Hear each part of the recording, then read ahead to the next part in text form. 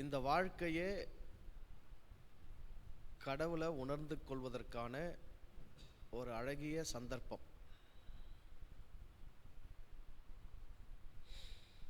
இந்த மனித வாழ்க்கை கடவுளை நாம் உணர்ந்து கொள்வதற்கான ஒரு அழகிய சந்தர்ப்பம்.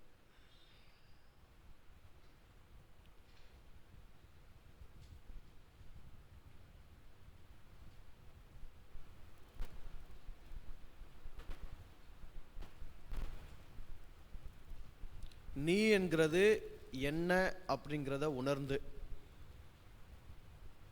புரிஞ்சு உன்னை நீ உள்நோக்கி உள்முகமா திரும்பி உன்னை நீ பார்க்கும்போது உன்னை தாண்டி இல்லை உனக்கு உள்ள இறுதியா இருக்கிறது எதுனா கடவுள் தான். நீ உன்னுடைய உடம்பை பார்த்து, உன்னுடைய உடம்பு வாழக்கூடிய இந்த உலகத்தை பார்த்து, இந்த உலகத்தை தாண்டி பிரபஞ்சத்தை தாண்டி என்ன இருக்கு அப்படின்னு தேடி வெளிமுகமா நீ உன்னை பார்த்தியனா அங்கே இறுதியாக இருக்கிறதும் கடவுள் தான். உனக்கு உள்ள இறுதியாக இருக்கிறதும் கடவுள் தான். உனக்கு வெளியே நீ எங்கே எவ்வளோ தூரம் என்ன தேடி போனாலும் அங்கே இறுதியாக முடிகிறதும் கடவுள் தான். உனக்கு ஆதி இறைவன், உனக்கு அந்தம் இறைவன். இறைவனுக்கு ஆதி அந்தம் கிடையாது, கடவுளுக்கு ஆதி அந்தம் கிடையாது. ஆனால் நீங்கிற உனக்கு ஆதியாக இருப்பது இறைவன், நீங்கிற உனக்கு அந்தமாக இருப்பதும் இறைவன் தான்.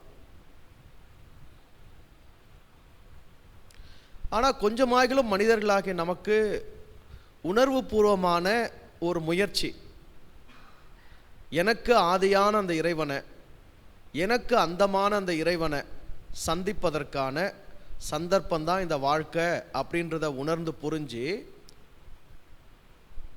ஒரு முறையான ஒரு தேடல், முறையான ஒரு பயிற்சி, முறையான ஒரு முயற்சி தனிப்பட்ட ஒவ்வொரு மனிதனுக்கும் அவசியமாக இருக்கு.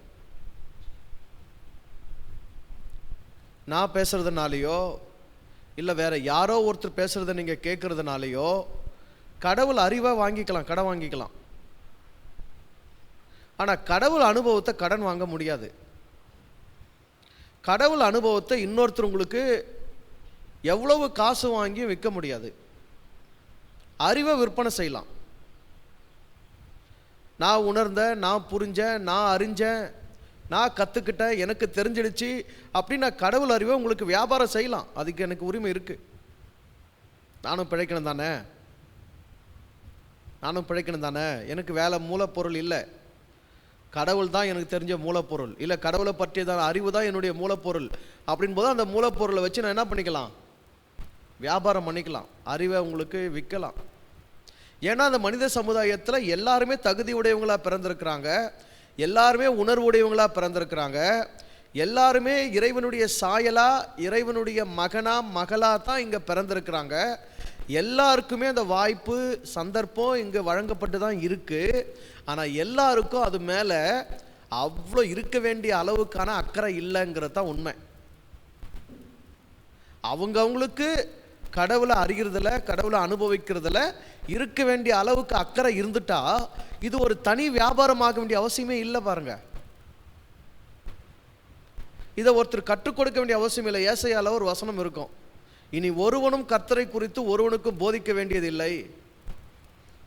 சமுத்திரம் தண்ணீரால் நிறைந்திருக்கிறது போல கடவுளை பற்றி அறிகிற அறிவினால மக்களுடைய மனம் எல்லாம் நிறைந்திருக்கும். அது ஒரு பெரிய கனவு தான், ஒரு பெரிய தரிசனம். எதிர்காலத்தை பற்றி அந்த மனிதன் கண்ட ஒரு பெரிய கனவு. அவர் வாழ்ந்த காலத்தில் இல்லை, அவர் வாழ்ந்த காலம் தவிர்த்து இவ்வளோ காலமாகியும் அவர் பிறந்த அந்த சமூகத்தில், அந்த மனித கூட்டத்திலேயே அந்த கனவு இன்னும் நிறைவுக்கு, நிஜத்துக்கு, நினைவுக்கு வரவே இல்லை. இன்னும் கனவாகவே தான் நிற்குது. மாம்சமான யாவர் மேலும் என்னுடைய ஆவியை ஊற்றுவேன். இப்போ உடம்புள்ள அத்தனை பேருக்குமே வாய்ப்பு இருக்கு.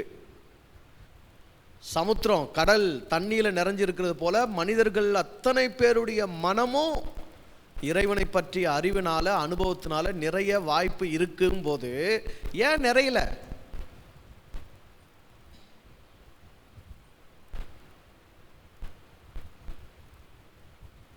சொல்லுங்க, ஏன் நிறையல? மனிதர்கள் நாம அக்கறையற்று இருக்கிறோம், நாம கவனமற்று வாழ்ந்துட்டு இருக்கிறோம். நமக்கு பெருசா அது மேல அக்கறையும் தேடலும் இருக்க வேண்டிய அளவுல இல்லை. இருக்கு, இல்லைன்னா சொல்ல முடியாது, ஆனால் இருக்க வேண்டிய அளவுக்கு இல்லை.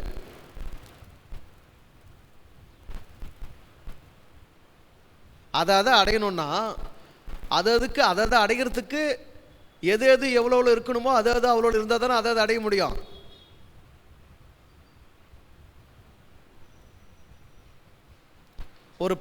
ஒரு 10 மீட்டர் தூரத்துக்கு இந்த ஒரு என்னது அது பேர், ஒரு இரும்பு குண்டு ஒரு 10 மீட்டர் அளவுக்கு தூக்கி எறியணும்னா அதற்கேற்ற அளவுக்கு என்ன செலவாகணும்? எனர்ஜி, சக்தி, திறன், வேகம். அது இருந்தால் தான் அங்கே போய் சேரும்.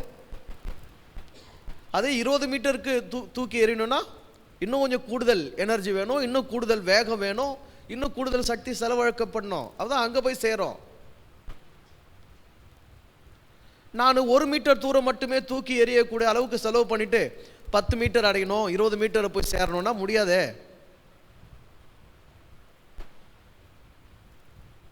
கடவுளை அனுபவிக்கிறதுக்கான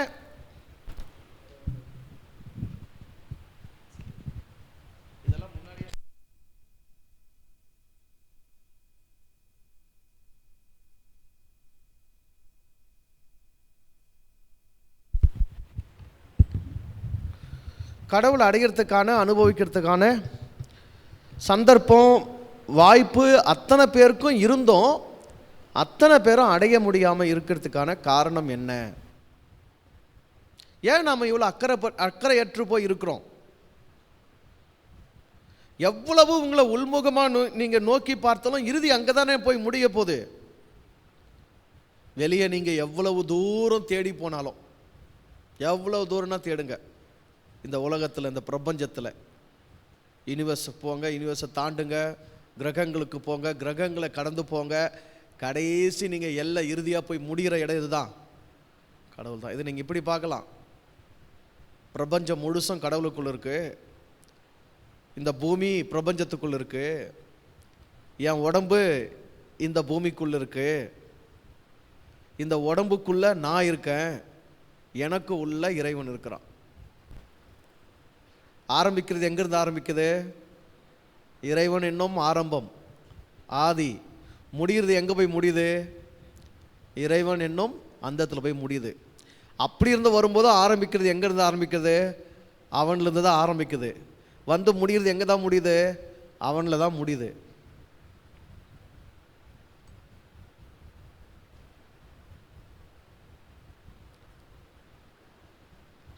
நீங்கிற உள்ளும், நீங்கிற உனக்கு வெளியேவும் புறம்பும், இந்த பிரபஞ்சம் என்கிறதுக்கு உள்ளும், இந்த பிரபஞ்சம் என்பதற்கு புறம்பும் மொத்தமாகவே யாரால் ஆக்கப்பட்டிருக்கிறது?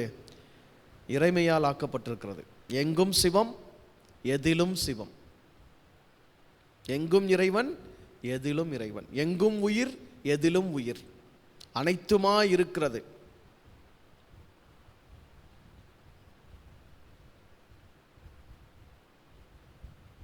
மனிதர்களாகி நாம தான் அந்த இறைமைக்கு, அந்த இறைவனை உணர்ந்து கொள்வதற்கு, அனுபவித்துக் கொள்வதற்கு போதுமான அளவில் நாம் இராமல் தள்ளி போயிட்டோம், தூரமாயிட்டோம். உணர்வுகளால் தூரப்பட்டுட்டோம், புரிதலால் தூரப்பட்டுட்டோம், அறிவால் தூரப்பட்டுட்டோம், செயல்களால் தூரப்பட்டுட்டோம். இறைவன் எங்கே இருக்கிறதோ அங்கே தான் எப்பொழுதும் இருக்கிறது. தூரமாக போன நான் தான் திரும்பி வரத்துக்கு வேலை செய்ய வேண்டியதாக இருக்குது. என்னை திருப்பவே, என்னை சரிப்படுத்தவே அனைத்தும் இங்கு தேவைப்படுகிறது. இறைவனை அடைவதற்கல்ல, நான் அவனை சேர்வதற்கு, அவனை என்னிடம் கொண்டு வருவதற்கல்ல. ஏன்னா ஒருபோதும் அவனை என்னிடத்தில் கொண்டு வர வேண்டிய வேலை எனக்கு இல்லை. இறைவனை என்னிடத்தில் நெருக்கமாய் கொண்டு வர வேண்டிய வேலை எனக்கு இங்கே இல்லவே இல்லை. ஏற்கனவே அவன் எங்கே தான் இருக்கிறான்? எனக்குள்ள எனக்கு நெருக்கமாக தான் இருக்கிறான். நான் தான் அந்த நெருக்கத்திலிருந்து என்னை நான் விலக்கி கொண்டு இருக்கிறேன். பல தடுப்பு சுவர்களை எனக்கும் இறைவனுக்கும் நடுவில் நான் போட்டுக்கிறேன். எனக்கும் கடவுளுக்கு நடுவில் பல தடுப்பு சுவர்களை நான் போட்டுக்கிறேன். இப்போ ஒவ்வொன்றா நான் போட்டதை நான் என்ன பண்ணிட்டு வர வேண்டியது இருக்கு? இடிச்சிட்டு வர வேண்டியதாக இருக்குது.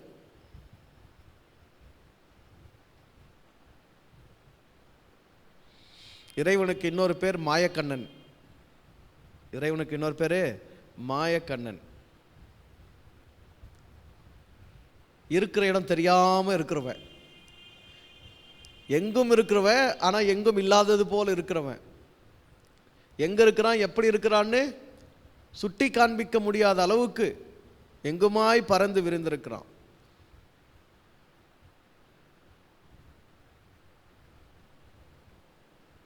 அந்த மாயக்கண்ணனை கண்டடைவதற்கு உங்களுக்கு என்ன வேணும்?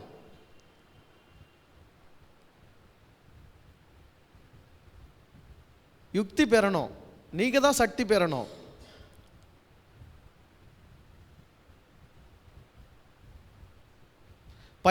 பயிற்சி உடையவங்க மட்டும்தான் அந்த மாயத்தை என்ன செய்ய முடியும்? கண்டறிஞ்சிக்க முடியும். முறையான பயிற்சி அற்றவர்கள் அந்த மாயத்தை கண்டறிய முடியாது.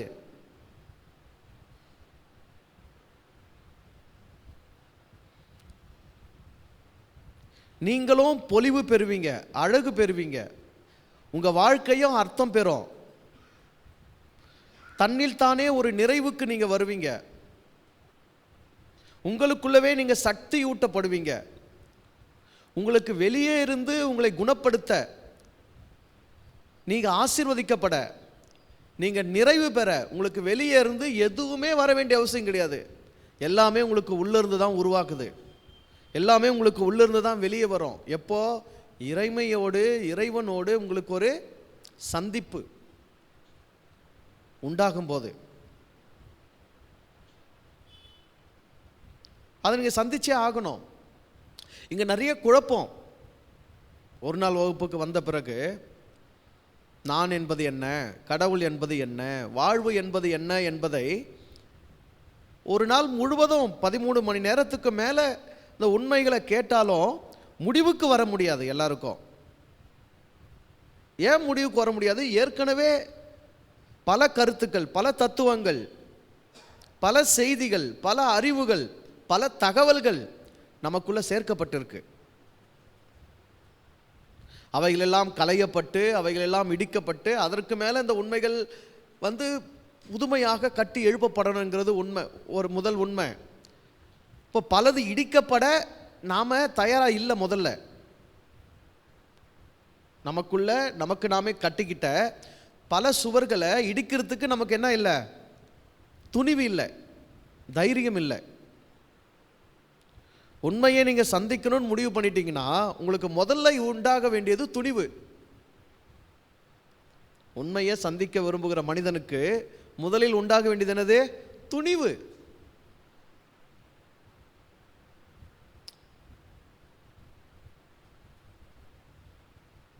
அந்த துணிவு உண்டாகும் போது தான் இடிப்பு உங்களுக்குள்ள நடக்கும். நீங்கள் இடிப்பீங்க, நீங்கள் கட்டினதை நீங்களே இடிப்பீங்க, உங்கள் நம்பிக்கையை நீங்களே சிதைப்பீங்க. அதனுடைய உண்மைத்தன்மை, அசல் தன்மையை கண்டுபிடிச்சி அதை நீங்கள் அகற்றுவீங்க. அதுவே இன்னும் பல பேருக்கு இங்கே நடக்கலை. 10ல் இதுவும் ஒன்றா போடப்பட்டிருக்கு. ஏற்கனவே போடப்பட்ட 10ல் இதுவும் ஒன்று 11ஆ சேர்ந்து இருக்கட்டும். ஒருவேளை இப்படி கூட இருக்கலாம் கடவுள், இல்லை நானுங்கிற உண்மை இப்படி கூட இருக்கலாம், இல்லை வாழ்க்கையை வாழ்வது என்பது பற்றிய உண்மை இப்படி கூட இருக்கலாம். இதுவரைக்கும் இதெல்லாம் தெரிஞ்சுட்டு இருந்தோம், இப்படி தான் நினச்சிட்டு இருந்தோம், இப்போ இதுவும் ஒன்று இப்படி இருக்கலாம் அப்படின்னு 10ஓடு இது 11ஆ சேர்க்கப்பட்டிருக்கு. எல்லாருக்கும் இல்லை, பலருக்கு. இப்போ என்ன ஆகும்? 10ஓடு 11ஆ சேர்க்கப்பட்டது என்ன ஆகும்? 10ஓடு 11 அதுவும் கலந்து கரைஞ்சி அங்கே இருக்கும். ஆனால் அதில் வாழுமா, அதில் அனுபவம் ஆகுமான்னு தெரியாது. அது அங்கே இருக்கும்.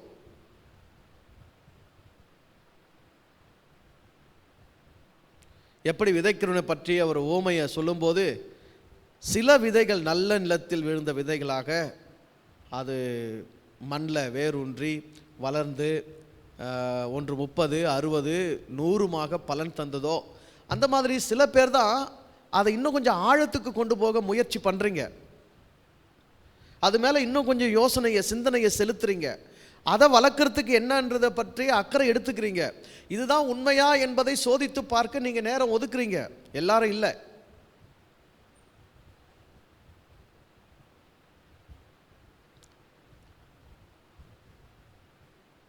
ஏற்கனவே இந்த உண்மைகளை ஒரு முறை காதில் கேட்கறதுக்கு பாக்கியமே சில பேருக்கு தான் கிடைக்குது. கேட்டாலும் அதை உணர்ந்துக்கிறதுக்கான பாக்கியம் இன்னும் ஒரு சிலர் தான் கிடைக்குது. உணர்ந்துக்கிட்டாலும் அந்த உண்மையை அனுபவமாக்கிறதுக்கான பாக்கியம் இன்னும் ஒரு சிலர் கிடைக்குது. இப்படியே வடிகட்டிப்பட்டனே வருது பாருங்க. ஆக்சுவலி எப்படி போனோம் இது? சமுத்திரம் கடல் தண்ணீரால் நிறைஞ்சிருக்கிற மாதிரி எல்லாரும் இறைவனை பற்றிய அறிவில் உணர்வில் அனுபவத்தில் நிறையணும். யாரும் ஒருத்தருக்கு ஒருத்தர் போதிக்க வேண்டிய அவசியமே இருக்கக்கூடாத ஒரு நிலையை நோக்கி போகணும்.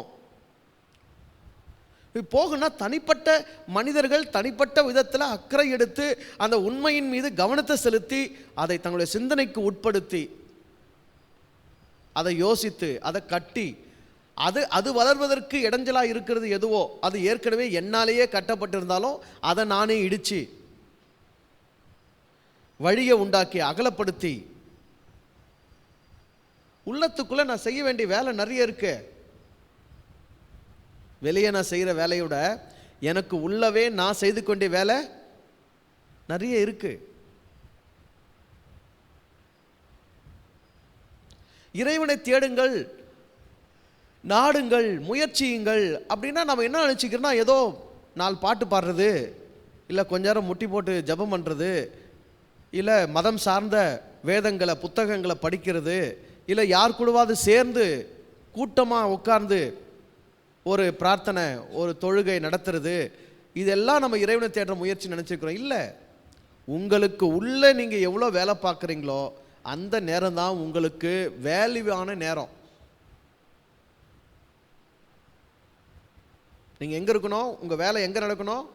உங்கள் புத்திக்குள்ள, உங்கள் மனசுக்குள்ள, உங்கள் உள்ளத்துக்குள்ள, உங்கள் நினைவுகளுக்குள்ள, உங்கள் எண்ணங்களுக்குள்ள உங்களுக்கு நீங்களே கேள்வி கேட்டு, உங்களுக்கு நீங்களே யோசித்து, உங்களுக்கு நீங்களே பதில் சொல்லி, உங்களுக்குள்ள நீங்களே உணர்ந்து இது ஏன், இது சரியா, இது தவறா, இது எப்படி, இது ஏன் இப்படி சொல்லப்பட்டது, இது ஏன் அப்படி சொல்லப்பட்டது, அப்போயா இதை நம்பினேன், இப்போயா இது நம்புகிறேன், இதில் எது உண்மை, எதை நான் உணர முடியும், இதை உணர முடியும்னா இதுக்கு நான் என்ன செய்யணும், இது எல்லாமே எங்கே நடக்கணும்?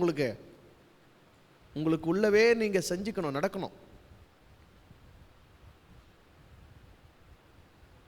அப்படி யாரெல்லாம் நடத்துகிறீங்களோ அவங்கெல்லாம் படிகளை தாண்டி பொலிவடைஞ்சு நிறைவடைஞ்சு இறைவனை புரிஞ்சு ஒரு அற்புதமான ஒரு நிலைக்கு வருவீங்க. பல அனுபவங்களை பெறுவீங்க. ஏன்னா உங்களுக்கு அப்படின்னு இருக்கக்கூடிய ஒரே சொத்து என்னதான்? நீங்க பெறுகிற அறிவும் நீங்க பெறுகிற அனுபவம் தானே.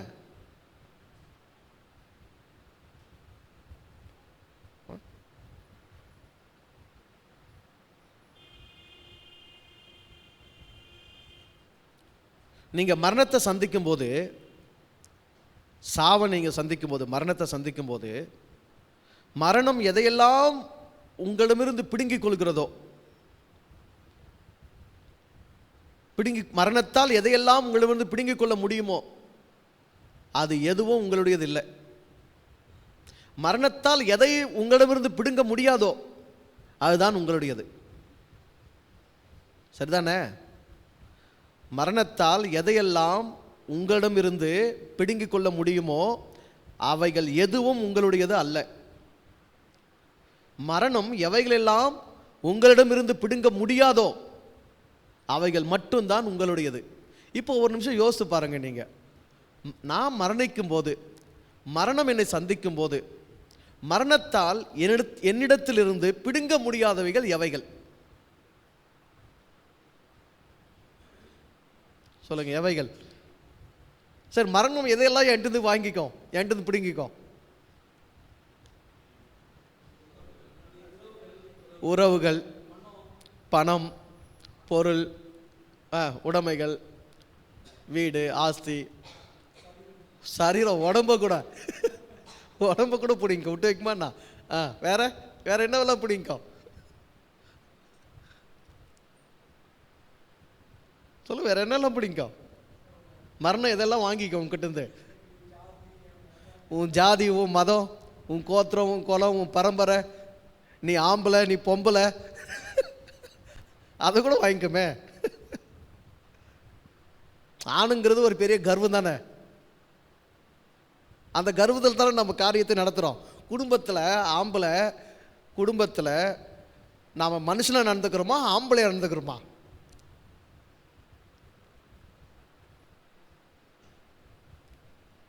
மனுஷனா நடந்துக்கினா குடும்பத்தில் எப்படி இருப்போம்? ஆம்பளையை நடந்துக்கினா எப்படி நடந்துக்குவோம்?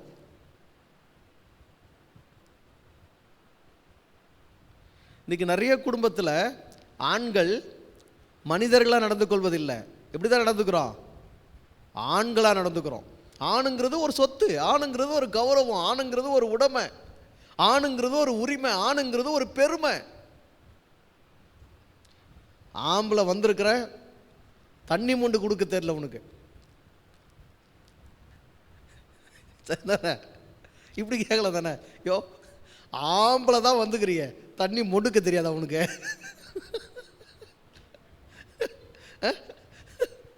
நீ தான் ஆம்பளையாச்சே, தண்ணி மொண்டுக்க தெரியாது? ஆம்பளை வந்தால் தண்ணி மொண்டு தான் கொடுக்கணுமா என்ன? நீ தான் ஆம்பளையாச்சே, தண்ணி மொண்டுக்கோ.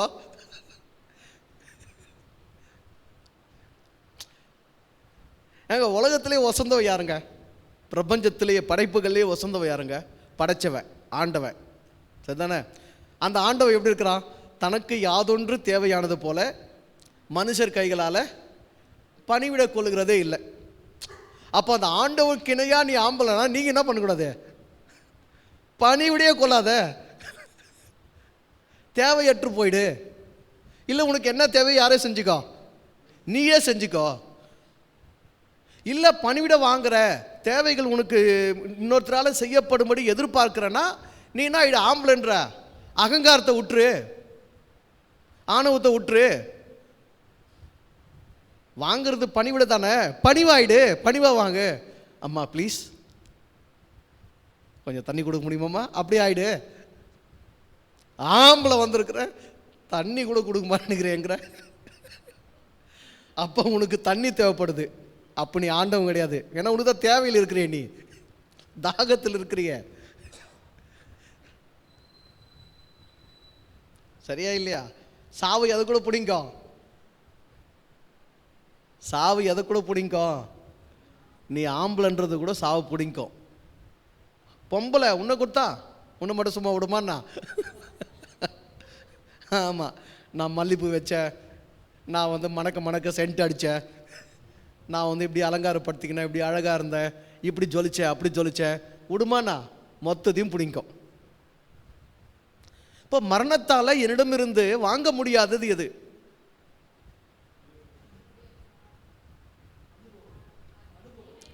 நானு நானு நான் என்ன அதனால் வாங்கிக்க முடியாது.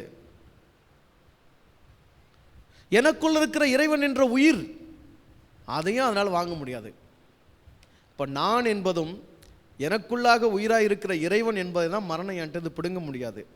அந்த நான் என்ற எனக்கு என்ன சொத்தோ என்ன உடைமையோ அதுதான் அறிவோ அனுபவமோ, அதை மரணம் வாங்க முடியாது. இப்போ ஒவ்வொரு நாளும் இப்படி வாழ ஆரம்பிங்க.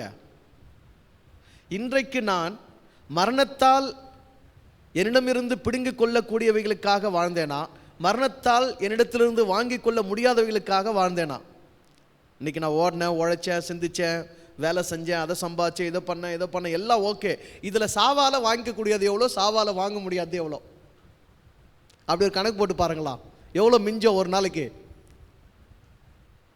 எவ்வளோ மிஞ்சம்? நமக்கு தான் ஊர் உலகத்தை பற்றி எல்லாம் யோசிக்க நேரம் இருக்குது.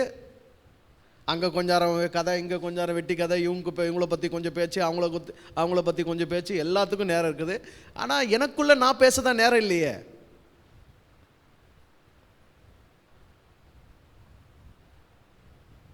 அப்படி ஒரு உணர்வும் புரிதலும் நான் என்பதை வளர்த்து கொள்வதற்கான, நான் என்பதை புரிந்து கொள்வதற்கான, நான் என்பதற்குள் நான் என்பதை நானாக இருக்க செய்கிற இறைவனை உணர்ந்து கொள்வதற்கான அக்கறை மனிதனிடத்தில் இருந்திருந்தா இந்த ஞானசபை எப்படியா இருக்கும்? இந்த ஞானசபை எப்படியா இருக்கும்?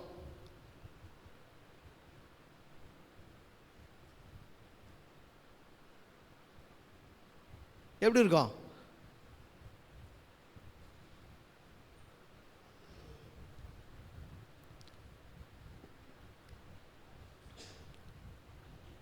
ஆனா உண்மை அதுதான். இங்க அத்தனை பேருக்கும் அக்கறை கிடையாது. உண்மையை உணர்ந்துக்கிறதுக்கான முயற்சிகள்ல நாம சோம்பேறிகளாக தான் இருக்கிறோம்.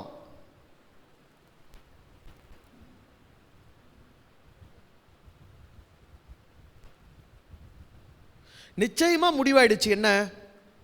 உனக்கு வெளியே நீ எவ்வளவு தூரம் எங்கெல்லாம் தேடி சென்றாலும் எங்கும்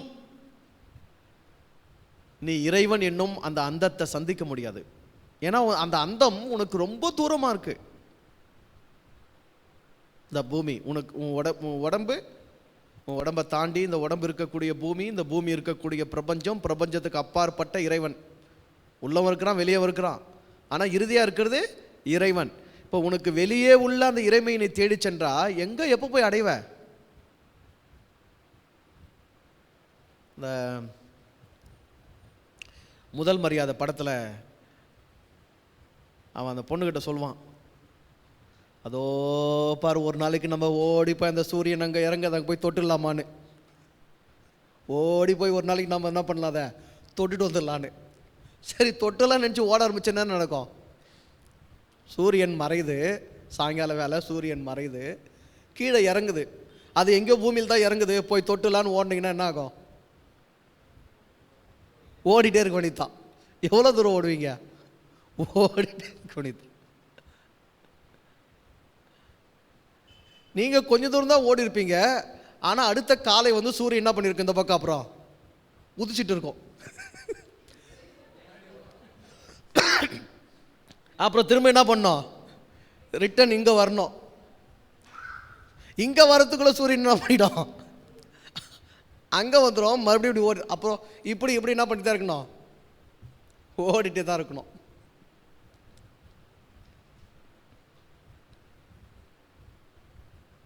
கடைசி வரைக்கும் சந்திப்பு நடக்கவே நடக்காது. இப்போ இறைவனை உனக்கு வெளியே தேடி அடைகிறது என்பது ஒரு டைலமா தான். ஆடிட்டே இருக்கிறது தான், இப்படி அப்படியும் ஓடிட்டு இருக்கிறது தான், இப்படி அப்படியும் தேடிட்டு இருக்கிறது தான், எதையும் அதையும் செஞ்சுட்டு இருக்கிறது தான், இதுவுமா அதுவுமா நினச்சிட்டு இருக்கிறது தான். முடிவுக்கே வர முடியாது.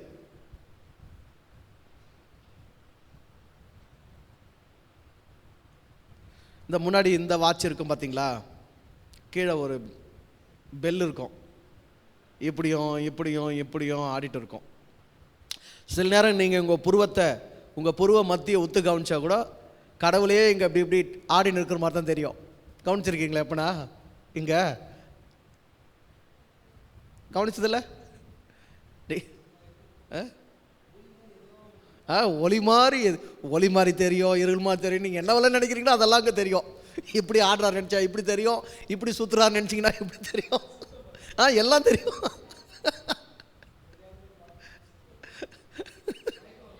ஆமாம், இல்லை உண்மைதான். நீங்கள் என்னவா நினைக்கிறீங்களோ அதெல்லாம் அங்கே தெரியும்.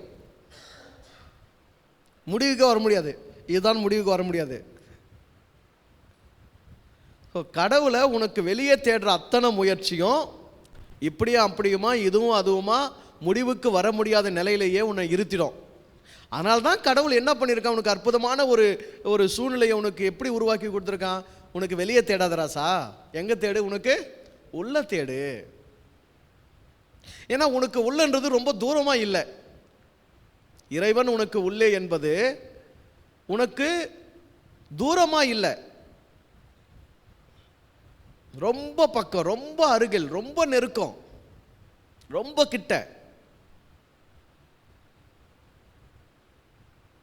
ஆனால் நீ எவ்வளோ தூரமாக ஓடி போயிட்டு இருக்கிற. இப்போ அவ்வளோ தூரம் என்ன பண்ண வேண்டியிருக்குது? திரும்பி வர வேண்டியிருக்குது. மனம் திரும்புங்கள், அதான் திரும்பிட்டு இருக்கிற. இப்போ ஏன்னா அவ்வளோ தூரம் வெளியே போயிட்டேன், அவ்வளோ தூரமாக போயிட்டேன், அதுவுமா இதுவுமா நினச்சிட்டேன், அப்படிமா இப்படிமா நான் புரிஞ்சுட்டேன். இப்போ அதையெல்லாம் கடந்து வந்து உன்னை சந்தித்து உனக்குள்ளே இருக்கிற இறைவனை அவ்வளோ நெருக்கமாக சந்திக்கிறது. ஆனால் அது நடந்துச்சுன்னு வச்சுங்க, எது அந்த சந்திப்பு நடந்துச்சுன்னா,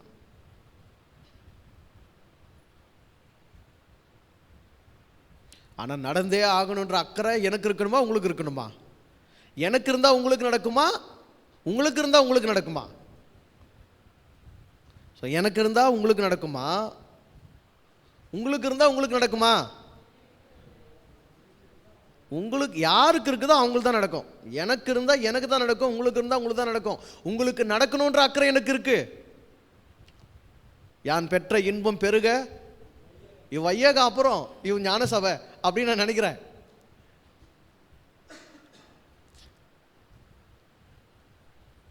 என்னுடைய சந்திப்பு, என்னுடைய உணர்வு, என்னுடைய புரிதல், என்னுடைய கொண்டாட்டம், என்னுடைய பரவசம் பெருக அப்படின்னு நான் நினைக்கிறேன். நான் நினைக்கிறதுனால உங்களுக்கு நடந்துட போகிறது இல்லையே. நான் நினைக்கிறதுனால தான் இந்த இந்த இந்த ஒரு ஞான சபை நடக்குது, இந்த ஒரு குழு ஒன்று நடக்குது, அதில் ஏதோ ஒன்று நடக்குது, ஏதோ ஒன்று நடத்துகிறேன்னாவே நான் நினைக்கிறேன்னு தான் அர்த்தம். உங்களை நினைக்கலன்னா நான் இதை நடத்த வேண்டிய அவசியம் இல்லையே.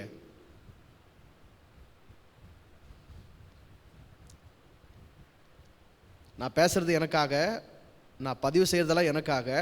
ஆனாலும் அந்த எனக்காகன்றதில் யாரும் சேர்ந்து இருக்கிறீங்க, நீங்களும் சேர்ந்து இருக்கிறீங்க. ஆனால் என்னுடைய நினைவுனால, என்னுடைய முயற்சியினால், என்னுடைய பேச்சினால், என்னுடைய பதிவுகள்னால நீங்கள் அடைஞ்சிட முடியாது. உங்களுக்கு என்ன இருக்கணும், உங்கள் அளவில், உங்களுக்கு எந்த அளவில் அக்கறை இருந்தால் அதை நீங்கள் சந்திக்க முடியுமோ அந்த அளவுக்கான அக்கறை உங்களுக்கு வந்தாகணும். அந்த அளவு அக்கறை எவ்வளோங்கிறது யாருக்கே தான் தெரியும், உங்களுக்கு தான் தெரியும். நான் இருக்கிறேன்னா அந்த அளவுக்கு இல்லைனான்னு கூட உங்களுக்கு புரியும். நீங்கள் அதை ஃபீல் பண்ண முடியும், நீங்கள் அதை உணர்வீங்க. இறைவன் அதையும் உங்களுக்குள்ளேருந்து தான் உங்களுக்கு உணர்த்து நிற்கிறாரு.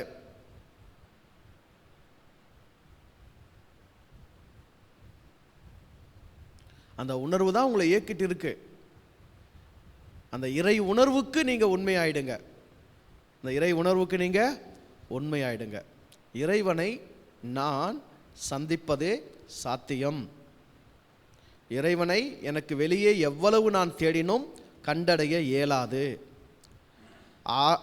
அதனால் ஆகையால் இறைவன் தன்னை எனக்குள்ளாக வைத்து நான் எளிமையாக கண்டடையக்கூடிய இயல்பின்படி என்னை அவன் செய்திருக்கிறான்.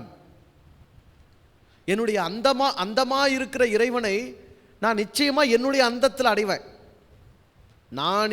நான் என்கிறவன் இந்த பூமியில், இந்த உடலில் என்னைக்கு அந்தப்படுறனோ, அந்தம்னா புரியுதானே, முடிவடைகிறேனோ, நான் என்பவன் இந்த உடலில், இந்த பஞ்சபூதத்தில் என்றைக்கு முடிவடைகிறேனோ அன்றைக்கு இந்த பஞ்சபூதத்தின் அந்தமாக இருக்கிற இறைவனை நான் சந்திப்பது நிச்சயம்.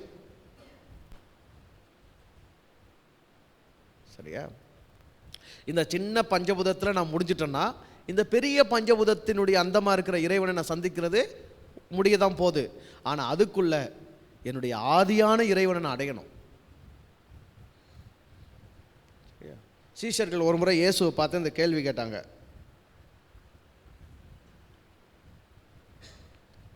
நாங்களாம் எங்கே போவோம், எங்களுடைய முடிவெல்லாம் என்னவா இருக்கும் அப்படின்னு ஒரு கேள்வி கேட்டாங்க. இப்போ இயேசு திருப்பி ஒரு கேள்வி கேட்குறாரு அவங்கள. முடிவை பற்றி யோசிக்கிறியே, நாளைக்கு என்ன ஆகுன்றதை பற்றி யோசிக்கிறியே, உன்னுடைய ஆரம்பம் என்னன்னு உனக்கு தெரியுமா?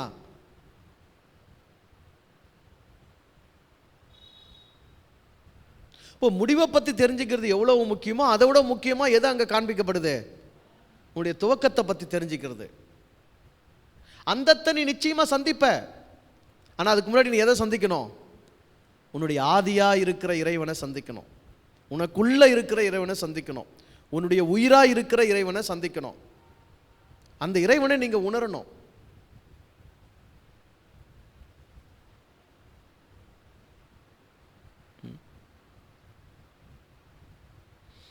என்னோடும் உடலோடும் உறைந்தாடும் என்னுயிரே, மண்ணோடும் விண்ணோடும் மறைந்தாடும் பேருயிரே. ஸோ மண்ணோடும் விண்ணோடும் மறைந்தாடி கொண்டிருக்கிற அந்த பேருயிரை சந்திப்பதற்குன்னு உனக்கு ஒரு காலம் இருக்கு, அது நிச்சயம் நடக்கும், அது அந்தம். ஆனால் உன்னோடும் உடலோடும் உறைந்தாடி கொண்டிருக்கிற உயிரை அடையிறதுக்கு தான் இந்த உடலுக்குள்ள நீ இருக்கிற, உனக்குள்ள இறைவன் இருக்கிறது. உடலை இந்த உடலை நீ கடக்கிறதுக்கு முன்னாடி எது நடந்துடணும்? இந்த உடல்ல உன்னையும் உனக்குள்ள தன்னையும் இருக்க வச்சிருக்கிற அந்த இறைவனோடான சந்திப்பு நடந்துடணும். அப்படிங்கிற அக்கறைக்குள்ள நீ வந்துடணும். உனக்கு அவ்வளோ அக்கறை அவசியம். காசு சம்பாதிக்கிறது மேலே, சொத்து சேர்க்கறது மேலே, பிள்ளைகளை வளர்க்குறது மேலே, பொண்டாட்டி புருஷங்க மேலே வச்சிருக்கிறதுக்கு மேலே, இந்த சமூகத்தில் அந்தஸ்தோடு வாழ்வதன் மேலே, 4 நகை நட்டுகளை பூட்டிக்கிறது மேலே, 4 பேருக்கு முன்னாடி கௌரவமாக வாழணும்னு நினைக்கிறதுக்கு மேலே, இது மேலெல்லாம் எவ்வளோ அக்கறைப்படுறோமோ, இது எல்லாத்தையும் தாண்டின ஒரு அக்கறை எது மேலே வரணும்? என்ன இந்த உடம்புக்குள்ளே இருக்க வச்சு தன்னை எனக்குள்ளே இருக்க வச்சிருக்கிற அந்த கடவுளை, அந்த இறைவனை, அந்த உயிரை நான் சந்தித்து உறவாடி உணர்ந்து அனுபவிக்கணும் அப்படிங்கிற அக்கறை இதெல்லாம் தாண்டி அதுக்குள்ளே வந்துடணும்.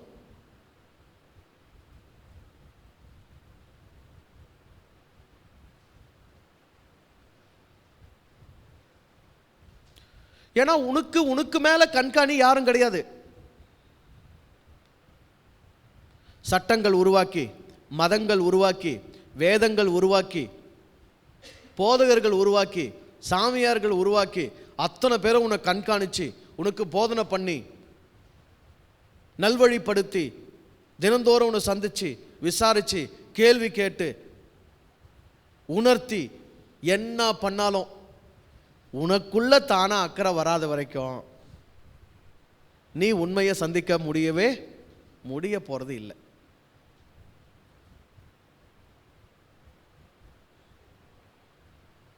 யார் பேசுறதுனால நீங்க இறைவனை பார்த்துட முடியும்? இந்த உலகத்தில் யார் பேசுறதை கேட்டால் நீங்க இறைவனை பார்த்துட முடியும்? வாய்ப்பில்லை. முழுமையா நீங்க அக்கறைப்படுங்க.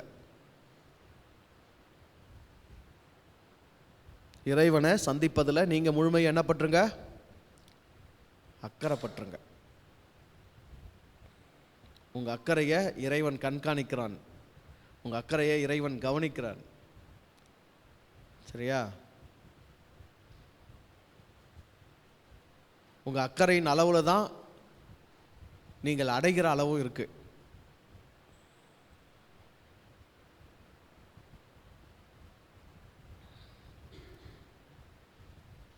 உங்க ஆன்மா நீங்க அப்படிங்கிறதுக்கு ஒரே ஒரு வெளிச்சம், ஒரே ஒரு சொத்து உங்களுக்குள்ள உயிராக இருந்து உங்களை இயக்கி கொண்டிருக்கிற இறைவனை நீங்கள் அடைகிற அந்த அனுபவம் தான் நீங்காத சொத்து, நிலையான சொத்து.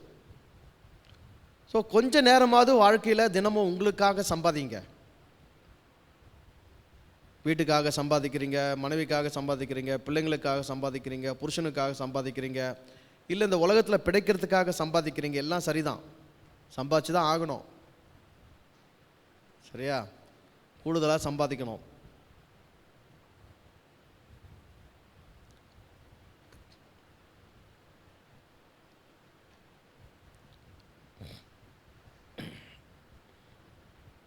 ஏன்னா நாம நம்முடைய வாழ்க்கையை அதிகமான தேவைகளில் சிக்க வச்சுக்கிட்டோம். இது போதும் அப்படின்னு ஆயிடுற நிலையில் நம்மலாம் இல்லை. அதனால் என்ன பண்ணிட்டு தான் இருக்கணும்? நீங்கள் சம்பாதிச்சுட்டு தான் இருக்கணும். அதுவும் எப்படி? நாய்படாத பாடுபட்டு சம்பாதிக்கணும்.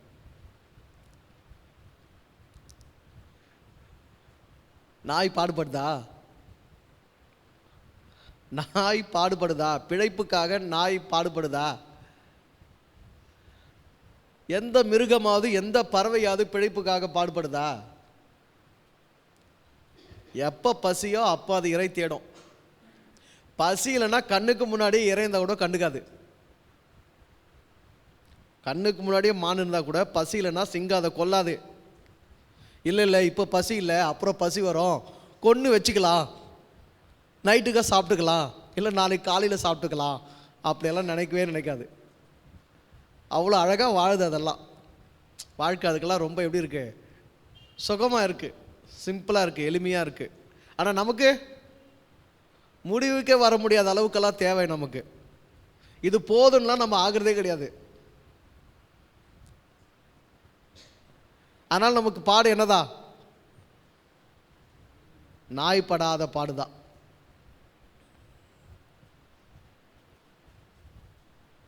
ஆனால் என்ன நடக்கும்னா, நீங்கள் கூடுதல் அக்கறை எடுத்து இறைவனை சந்திச்சிங்கன்னா, அடைஞ்சிங்கன்னா, அனுபவிச்சிங்கன்னா, இதெல்லாம் இந்த தேவைகளை நீங்கள் வரையறைப்படுத்திக்கலாம், போதுன்ற மனநிலைக்கு வரலாம்.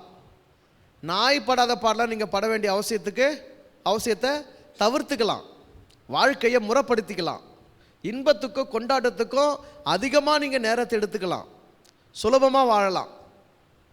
எப்படி வாழலாம்? சுலபமாக வாழலாம், சுகமாக வாழலாம், சுமைகளை தவிர்த்துக்கலாம்.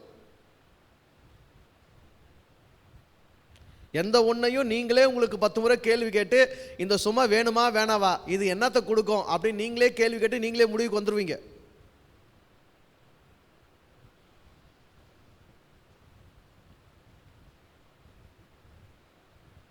இது எல்லாத்துக்கும் அடிப்படையாக என்ன நடந்துடணும்?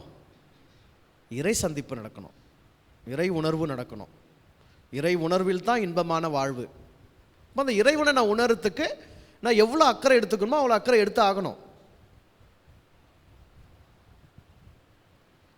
வாரத்தில் ஒரு நாள் தினமும் ஞான சபை வச்சா கூட இறைவனை உணர்ந்துட முடியாது.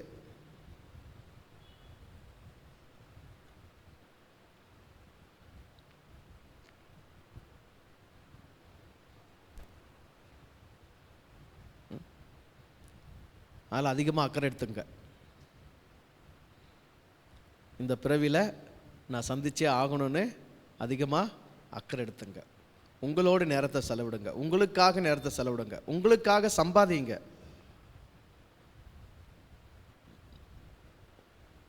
உங்களுக்காக நீங்கள் சம்பாதிக்கும் போது, உங்களோடு நீங்கள் இருக்கும்போது, உங்கள் அறிவு, உங்கள் பார்வை, உங்கள் புரிதல், உங்கள் பலன், உங்கள் தெளிவு, உங்கள் வீரியம் அத்தனையும் பன்மடங்கு அதிகரிக்கும். அது அதிகரிக்கும் போது உங்களுக்கு என்ன தேவையோ அதை நீங்கள் இத்தனை காலம் 10 நாளில் செஞ்சு முடிச்சிங்கன்னா இப்போ 5 நாளில் செஞ்சு முடிப்பீங்க. எளிதானே? 1000 டன்னு எனர்ஜியை செலவு பண்ணிங்கன்னா இப்போ 500 டன்னு செலவு பண்ணுவீங்க. அப்போ எனர்ஜி உங்களுக்கு சேவ் ஆகுத்தானே, சக்தி உங்களுக்கு சேவ் ஆகுத்தானே.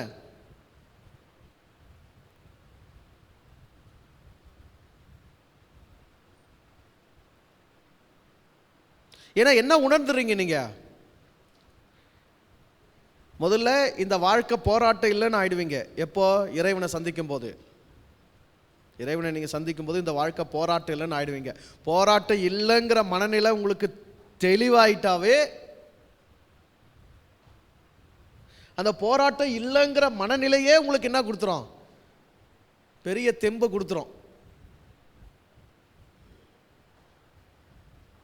வாழ்க்கை ஒரு போராட்டம், வாழ்க்கை ஒரு எதிர்நீச்சல், நாய்ப்படாத பாடு, திரைக்கடல் ஓடியும் திரவியம் தேடு, இதை அப்படி பண்ணு, அதை அப்படி பண்ணு, இப்படிதான் அப்படிதான் அப்படின்னு ஒரு பொய் நமக்குள்ள ஏற்றப்பட்டிருக்குல்ல, அந்த மாயையில் நம்ம சிக்கி இருக்குல்ல, அதெல்லாம் உடஞ்சி நொறுங்கினாவே நம்ம லேசாயிடுவோம்.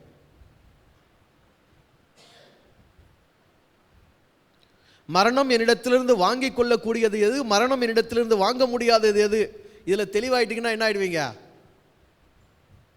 மரணம் என்னிடத்திலிருந்து எதை வாங்க முடியாதோ அதனோடு நான் அதிகமாகிடுவேன். அதை சம்பாதிக்கிறதுல எனக்கு கவனம், அக்கறை அதிகமாகிடும். எதையாவது ஒன்று போராடி பெற முயற்சி பண்ணிங்கன்னா அங்கே ஒரு கேள்வி நீங்கள் கேட்பீங்க, எப்படியும் சாவு இதை என்கிட்ட வாங்கி தானே போகுது, எதுக்கு இது இவ்வளோ போராடி வாங்கணும், லேசாக வரும்போது வாங்கிக்கலாம், அமைதி ஆகிடுவீங்க. இல்லைன்னா என்ன ஆகும்?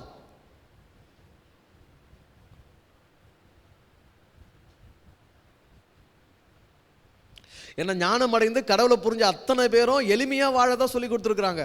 எளிமையான சுகமாக வாழு, சுமை சுமந்து வாழாத. ஏசு அப்படி தானே கூப்பிட்டாரு. ஓ சுமை சுமந்து சோர்வற்று இருப்பவர்களே, வருத்தப்பட்டு பாரம் சுமந்து தவிப்பவர்களே, நீங்கள் எல்லாரும் என்னிடத்திற்கு வாருங்கள், நான் உங்களுக்கு இளைப்பாறுதலை தருவேன். என்னிடத்தில் வந்து கற்றுக்கொள்ளுங்கள். வாழ்க்கையை பற்றி என்னிடத்தில் வந்து கற்றுக்கொள்ளுங்கள். இறைவனை பற்றி என்னிடத்தில் வந்து கற்றுக்கொள்ளுங்கள். அப்பொழுது உங்கள் சுமை என்னாகும்? லகுவாகும்.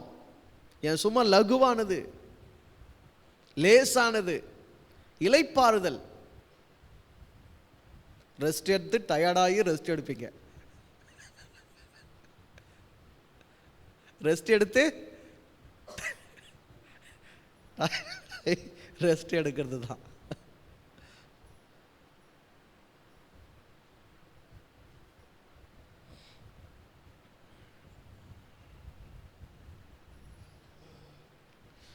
இப்போ முடிவுக்கு வராத ஒரு போராட்டம் எதனால? புரிதல் குறைவினால்தான், உணர்வு குறைவினால தான். இந்த இறை புரிதலும் இறை உணர்வும் உங்களுக்குள்ள அதிகரிக்க அதிகரிக்க உங்களுக்கு எது உங்களுக்கு வேணும், எது உங்களுக்கு வேணாம், எது உங்களுக்கு சுமையானது, எது உங்களுக்கு சுகமானது, வாழ்க்கையை எவ்வளோ எளிமையாக எப்படி வாழ முடியும், எப்படி இவங்கெல்லாம் எளிமையாக வாழ்க்கையை வாழ்ந்தாங்க, வாழ்வதற்கு என்ன அடைஞ்சாங்க, எது எனக்கானது எது எனக்கானது அல்ல அப்படிங்கிற முடிவுக்கு தெளிவுக்கு நீங்கள் வந்துடுவீங்க. எவ்வளவு புரிதல் அடைகிறீங்களோ, எவ்வளவு தெளிவு அடைகிறீங்களோ அவ்வளவு வாழ்க்கை சுகம். அந்த புரிதல் அடைகிறதுக்கும் தெளிவு அடைகிறதுக்கும் நீங்கள் எதை அடைஞ்சாகணும்? உண்மை என்கிற இறைவனை அடைஞ்சாகணும். உண்மை என்கிற இறைவனை நீங்கள் சந்திச்சா தானே புரிதலும் தெளிவும் உங்களுக்கு பளிச்சுன்னு இருக்கும். உங்கள் எனர்ஜி அதிகமாகும், பார்வை தெளிவாகும், உங்கள் சிந்தனை தெளிவாகும், எண்ணங்கள் தெளிவாகும். நடக்கணும், உங்கள் ஒவ்வொருத்தருக்கும் நடக்கணும். என்ன ஜான்?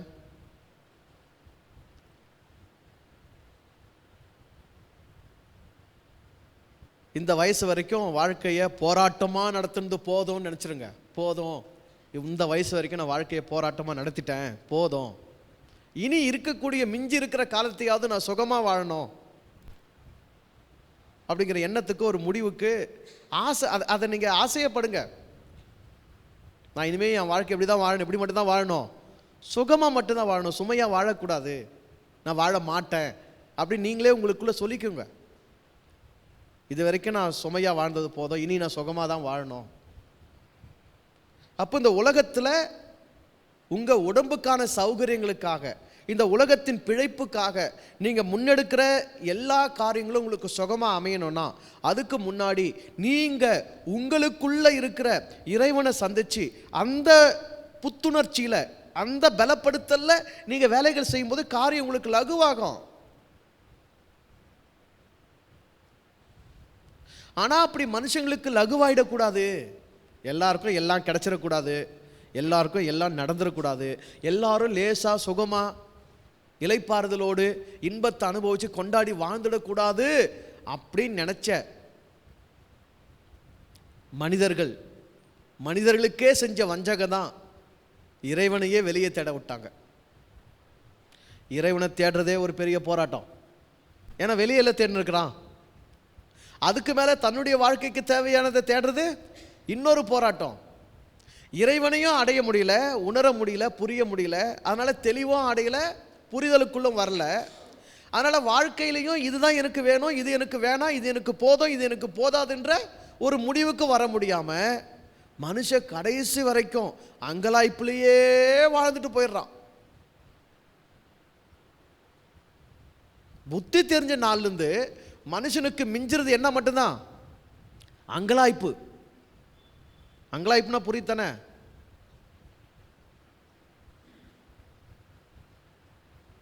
எத்தனை இரவு நம்ம தூங்க போகும்போது, போதும் இறைவா, இன்னைக்கு நான் நிறைவாக வாழ்ந்துட்டேன், சந்தோஷமாக வாழ்ந்துட்டேன், நிம்மதியாக வாழ்ந்துட்டேன், சுகமாக வாழ்ந்துட்டேன், நல்லா வாழ்ந்துட்டேன், நன்றி இறைவா அப்படி நம்ம படுக்கைக்கு போகும்போது எத்தனை பேர் அப்படி நிம்மதியாக போய் தூங்க போகிறோம்? எதையோ இழந்த மாதிரியே, எதுவும் முடிக்காத மாதிரியே, எதுவும் கிடைக்காத மாதிரியே, எதுவும் நடக்காத மாதிரியே இந்த நாள்லையே, அன்னைக்குரிய நாளே.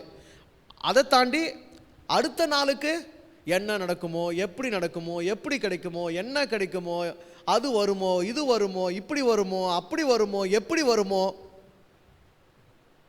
அப்படின்னு அடுத்த நாளுக்குரிய வாழ்ந்த நாளை பற்றிய வருத்தம், வரப்போகிற நாளை பற்றிய கவலை.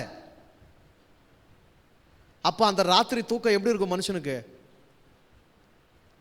சொல்லுங்க? வாழ்ந்த நாளை பற்றிய வருத்தம், வரப்போகிற நாளை பற்றிய கவலை.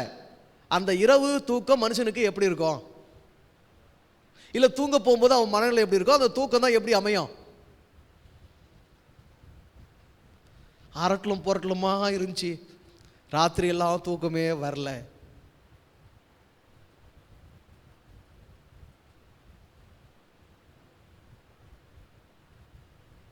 எவ்வளோ மனிதர்கள் இப்படி வாழ்ந்துட்டு இருக்கிறாங்க. ஏன் நமக்கு கூட பல ராத்திரி இப்படி தானே ஆகுது. ஏன்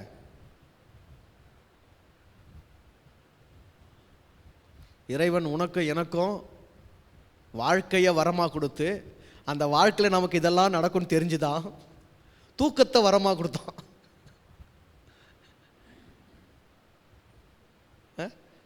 உனக்கு ஒரு நாளை கொடுக்குறேன், அந்த நாளில் இத்தனை மணி நேரம் என்ன பண்ணிடு மகனை, தூங்கிடுறா, தூங்கிடு. தூக்கம் பாருங்க இறைவன் எப்படி வகுத்திருக்கிறான். 6 மாதம் உழைச்சிட்டு 6 மாதம் தூங்குற மாதிரிலாம் கிடையாது. இல்லை நீ பாடு உழைச்சினே பலனை செலவழிச்சுனே இருந்து எப்போவாது ஒரு முறை தூங்குற மாதிரி கிடையாது. கட்டாயம் ஒவ்வொரு இரவும் என்ன பண்ணி ஆகணும்? தூங்கி ஆகணும். பகலெல்லாம் ஓடினேன், உழைச்சேன், இவங்கள சந்திச்சேன், அவங்கள சந்திச்சேன், இதை பற்றி பேசினேன், அதை பற்றி பேசினேன், இதை நினச்சேன், அதை நினச்சேன், இதை செஞ்சேன், அதை செஞ்சேன். சரி எல்லாத்தையும் பண்ணி இப்போ என்ன பண்ணுகிற? ராத்திரி வந்துச்சு, என்னதான் பண்ண போற? தூங்க போற. தூங்கும் போது என்ன நினைப்ப, என்ன செய்வ? அப்போ பாதி நேரத்தை இறைவன் உனக்கு எப்படி கொடுத்துருக்கான்? சூவா மூத்து மூடிக்கோ. அத்தனை ஓட்டைகளே மூடி என்ன பண்ணிடு? 9 ஓட்டை தானே.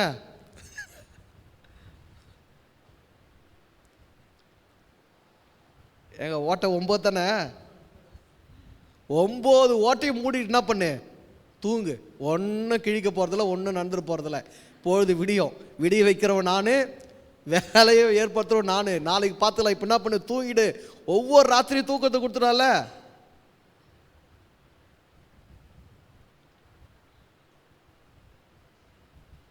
இறைவனுடைய கருணையை எண்ணி நன்றி சொல்லணும். இறைவா, ராத்திரின்னு ஒன்று ஏற்படுத்தி அதில் தூக்கம்னு ஒன்று எனக்கு வச்சு நல்லா இருப்பா, நீ நல்லா இருறா சாமி, ரொம்ப நாளைக்கு நல்லா இரு.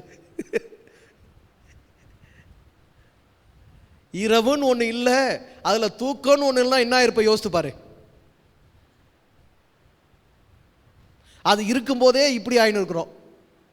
இவ்வளோ போராட்டம், இவ்வளோ வேதனை, இவ்வளோ சுமை, இவ்வளோ சுகம் இல்லை, இவ்வளோ தடுமாற்றம், மனுஷ வாழ்க்கை அப்படி இருக்குது. இரவுன்னு ஒன்று இருந்து தூக்கம்னு ஒன்று இருந்தே அதுவும் இல்லாமல் போயிருந்தா என்ன இருக்கும்? இப்போ ஒவ்வொரு இரவுக்கும் இறைவனுக்கு நன்றி சொல்லி, இறைவா இரவு வந்துடுச்சு, எப்படியும் ராத்திரி கடங்காரம் வரமாட்டான், நன்றி. எப்படியும் ராத்திரி ஆஃபீஸ் இல்லை, நன்றி. எப்படியும் ராத்திரி பொண்டாட்டி தொலை இல்லை, ஓ ராத்திரி தானே அது, சரி விடு, அது ஒரு பக்கம் வச்சுக்கோ. ஏன்னா அவளும் தூங்கிடுவாள், சரி சனியன் தூங்கிட்டான், நன்றி. பால் பில்லு கொடுக்கணும், இதை பண்ணணும், பிள்ளைங்கள ஸ்கூலுக்கு அனுப்பணும், இந்த நாளை நான் எப்படி சமாளிப்பேன்? எதுவும் இல்லை. வீட்டு வாடகை கொடுக்கணும், இல்லை புதுசாக வீட்டை தேடணும், இல்லை வீட்டை கட்டணும், மேஸ்திரி வந்தால் அவனுக்கு கூலி கொடுக்கணும், அவனுக்கு வேலை இது பண்ணணும், லேப்டாப் வாங்கணும், எந்த பிரச்சனையும் இல்லையே. அதான் ராத்திரி வந்துடுச்சே. ஒவ்வொரு நாள் ராத்திரி வருதில்ல. ஒவ்வொரு நாளும் இறைவன் ஒரு முடிவுக்கு வர சொல்கிறான். போதும், ஓஞ்சிச்சு, பகல் முடிஞ்சிச்சு, விட்டுரு, எல்லாத்தையும் போட்டுரு, தூங்கிடு, தூங்கிடு. இப்படி தான் உன்னுடைய வாழ்வின் பிரயாசங்கள்லாம் ஒரு நாளைக்கு ஓஞ்சி நிரந்தரமாக என்ன பண்ண போற? நீ என்ன பண்ண போற? தூங்க போற. அதை தினமும் உனக்கு உணர்த்துறேன். அதையும் தாண்டி போராடுற. ஏன்? உன்னை செஞ்சதை எப்படிதான் செஞ்சிருக்கிற, உனக்கு வாழ்க்கை எப்படிதான் அமைச்சிருக்கிற, தினமும் ஒரு ராத்திரி கொடுத்துருக்குன எல்லாத்தையும் போட்டு தூங்குறதுக்கு. எவ்வளோ நாளும் மொத்தத்தையும் ஒரு நாளைக்கு போட்டுட்டு தூங்கிட்டு போறியே, அதை நினச்சிக்கோ. ஒவ்வொரு நாளும் நினச்சிக்கோ. ஒவ்வொரு இரவு நீ தூங்கும் போதும் எல்லாத்துலேருந்து இப்படி ஒரு நாள் நான் ஓஞ்சி தூங்கிடுவேன் அப்படிங்கிறத நினச்சிக்கோ. ஏன் அல்லோலப்படுற? ஏன் அங்கலாய்க்கிற? ஏக்கத்திலையும் கவலையிலையும் தூக்கத்தையும் ஏன் கெடுத்துக்கிற? அதுதானே இன்பமான வரம். தூக்கம் தானே இன்பமான வரம். ஒருவேளை நீ தூங்காமல் இருக்கிறன்னா அந்த இரவு உனக்கு எப்படி இருக்கணும்? இன்பமோ ஆட்டமோ பாட்டமோ கொண்டாட்டமோ இருந்துச்சுன்னா அந்த ராத்திரி நீ தூங்காம இரு. ஓகே, குட், பரவாயில்ல. அந்த இரவும் வேதனை படுறதுக்கு வச்சு நிற்பியன்னா? நோ நோ நோ, வாழ்க்கை அப்படி இல்லை. ஸோ அது எல்லாத்துக்கும் முடிவு கொண்டு வர்றது எது மட்டும்தான்? உன்னுடைய இறை உணர்வும் உன்னுடைய இறை புரிதலும் உன் வாழ்க்கையை பற்றிய அத்தனை போராட்டங்களுக்கும் ஒரு முடிவு கொண்டு வந்துடும். அதனால தான்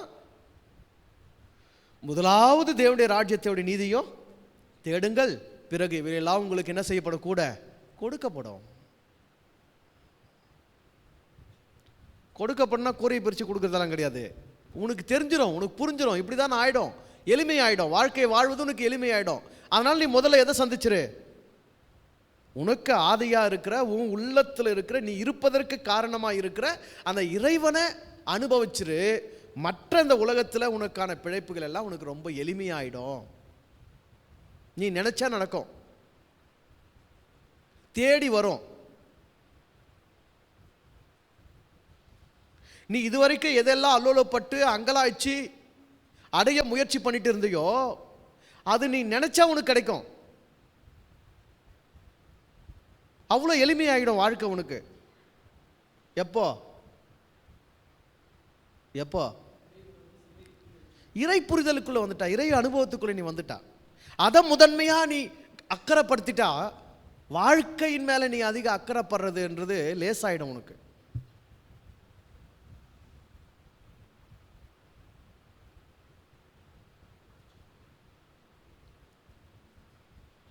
குடும்ப வாழ்க்கையிலிருந்து உன்னுடைய வேலை பிழைப்பு சம்பந்தமான காரியங்களிலிருந்து எல்லாமே உனக்கு சுகமாயிடும்.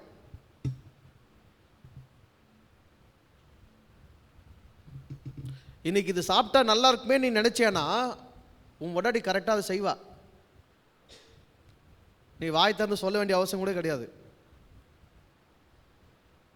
இவங்களை இன்னைக்கு பார்த்தா நல்லா இருக்கும் நீ நினைச்சேனா அவங்க உன்னை பார்க்க வந்துருவாங்க. அன்னைக்கு அவ்வளோ சுகமாயிடும் வாழ்க்கை. எப்போ? இறைவனை அனுபவிக்க தொடங்கிட்டா. அவ்வளோ லேசாதான். இந்த பிரபஞ்சத்தை, வானங்களை, பூமியை, பூமியில் உள்ள மரம் செடி கொடிகளை, இங்க இருக்கக்கூடிய பறவைகளை, மிருகங்களை, உன்னை என்னை இறைவன் பல ஆண்டுகள் கடினப்பட்டு கஷ்டப்பட்டு போராடி வேர்வை சிந்தி வேதனைப்பட்டு தன்னுடைய சக்தியெல்லாம் செலவழித்து அப்படியே உண்டாக்குனாரு. சொல்லுங்க, அப்படியே உண்டாக்குனாரு. எப்படி உண்டாக்கப்பட்டது? எல்லாம் எப்படி உண்டாக்கப்பட்டது? இன்பத்தில் உருவானது, இயல்பாக உருவானது, இசைவாக உருவானது.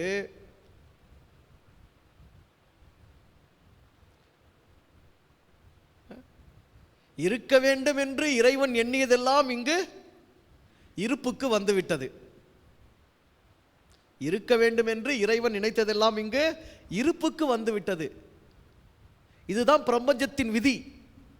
யுனிவர்சல் லா. யுனிவர்சல் லா என்ன? நீ இன்பமா இருந்து, நீ இயல்பா இருந்து, நீ உன்னுடைய இருப்பில் இருந்து எவைகள் உனக்கு இருக்க வேண்டும் என்று எண்ணுகிறாயோ அவைகள் உனக்கு இருக்கும். போராடினதினால்தான், கஷ்டப்பட்டதினால்தான், கடினப்பட்டதினால்தான், உழைத்ததினால்தான், தவித்ததினால்தான், அங்கலாய்த்ததினால்தான் அப்படி நினச்சா அப்படி இங்கே அங்கலாய்ச்சவங்க யாரோ அடைஞ்சதா சரித்திரமே இல்லை.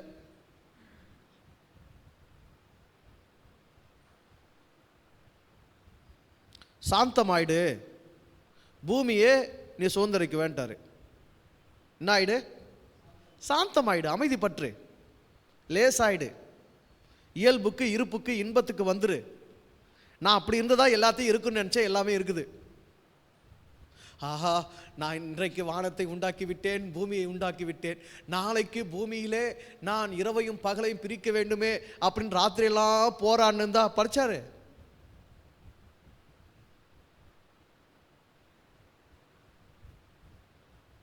ஸோ இறைவன் இந்த பிரபஞ்சத்தை இங்கே இருக்கக்கூடியவர்களெல்லாம் எப்படி இருக்க செஞ்சிருக்கிறானோ, உன்னை எப்படி இருக்க செஞ்சிருக்கிறானோ அதே விகிதம் தான் உன்னுடைய வாழ்க்கையும்.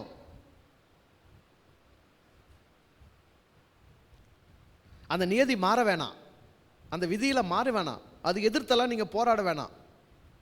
ஆனால் இங்கே இருக்கிற மனுஷங்க நம்ம ஏமாற்றி, நம்ம வஞ்சித்து, நம்ம புத்தியை கெடுத்து வாழ்க்கை என்னவா சொல்லி கொடுத்துருக்குறாங்க? மிகப்பெரிய ஒரு போர்க்களமா, மிகப்பெரிய ஒரு போராட்டமா.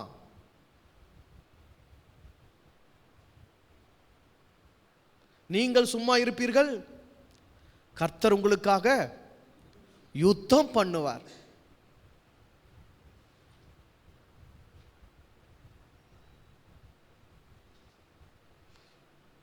வாழ்க்கையை எனக்கு கூட போராட்டமாக்கல, யாருக்கே போராட்டமாக்கி விட்டாங்க? கடவுளுக்கே போராட்டமாக்கி விட்டாங்க. எப்பவுமே கடவுள் கவசம் போட்டு கேடையை வச்சு கத்தி வச்சு ரத்த கலரி,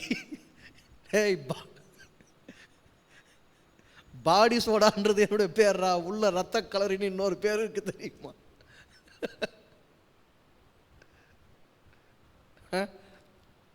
எரிமலை எப்படி பொறுக்கும்?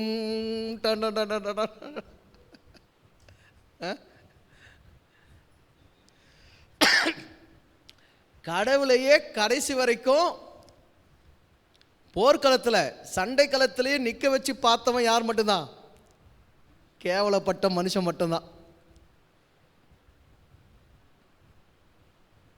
சரிதானே?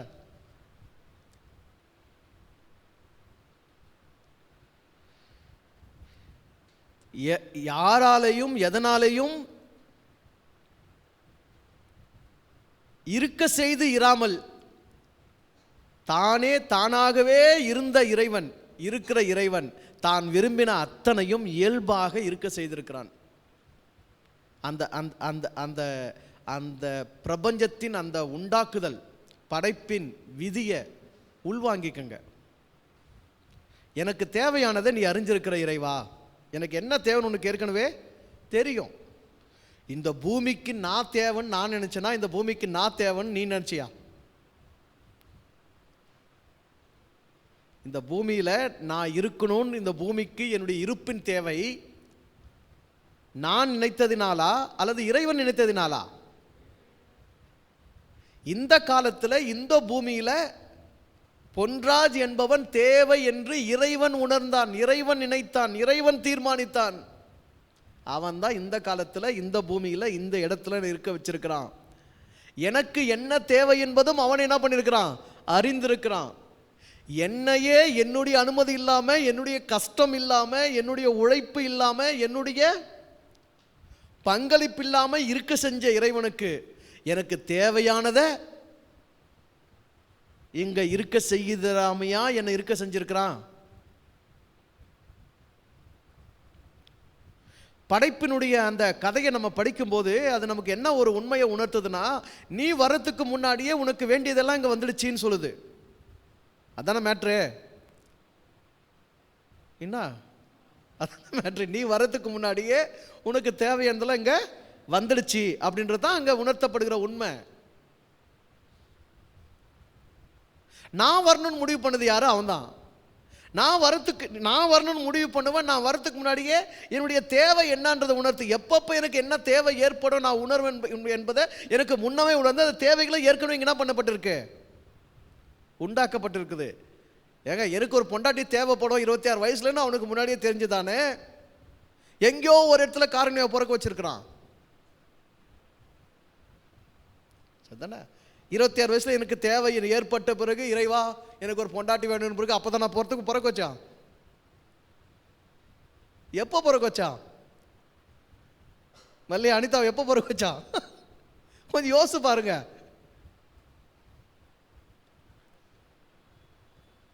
எத்தனை வயசுல கல்யாணம் ஆச்சு உங்களுக்கு? எத்தனை வயசுல கல்யாணம் ஆச்சு? 27. 26 வயசு வரைக்கும் இந்த பொண்டாட்டி உங்க தேவைன்றதை நீங்க உணர்ந்தீங்களோ உணராம இருந்தீங்களோ தெரியாது. உணர்ந்திருக்கலாம், உணராம இருந்திருக்கலாம். இல்ல பொண்டாட்டியே வேணாம் அப்படியே கூட வாழ்ந்துலாம் கூட நீங்க நினைச்சிருந்திருக்கலாம். ஆனா அவனுக்கு என்ன பண்ண, இல்ல இவன் இப்படிதான் நினைச்சுனுப்பான். ஆனா இந்த வயசு வந்து அவனுக்கு தேவை வந்துடும். அவனை நம்பி எல்லாம் அவன் தேவையை நான் ஒப்படைக்க முடியாது. அவன் ஒரு நாளைக்கு உணர்வான், ஒரு நாளைக்கு உணர மாட்டான். தேவைப்படும் போது அப்புறம் திடீர்னால உருவாக்க முடியாது. அதனால 26 வருஷத்துக்கு முன்னாடி நான் பிறக்க வச்சுறேன், நான் வேலையை அவன் கரெக்டாக செஞ்சுட்டான்ல. அப்பதானே 27 உங்களுக்கு தேவை வந்தோன்னு டக்குன்னு கண்டுபிடிச்சி சேர்த்து கல்யாணம் பண்ணிட்டு வாழ்ந்துன்னு இருக்கிறீங்க. சொல்லுங்க, என்ன அவன் இருக்க வச்சிருக்கிறான், என் தேவையை அவன் அறிஞ்சு வச்சிருக்கிறான், எனக்கு தேவையானது எதுவோ அதை ஏற்கனவே அவன் செஞ்சு வச்சிருக்கிறான். அது ரெண்டுத்தையும் எப்போ கனெக்ட் பண்ணுன்றதோ அவனுக்கு இயல்பா முடியும். நான் ஏன் அல்லோலப்படணும்? என் வேலை என்ன? என் வேலை என்ன?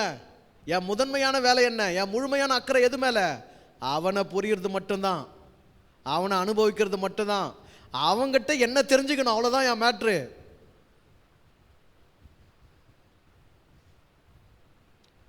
ஏண்டா சாமி என்ன படைச்ச, என்ன படைக்கையிலே நீ என்ன நினைச்ச, அதை மட்டும் தான் கேட்டு தெரிஞ்சுக்கணும் வேலை.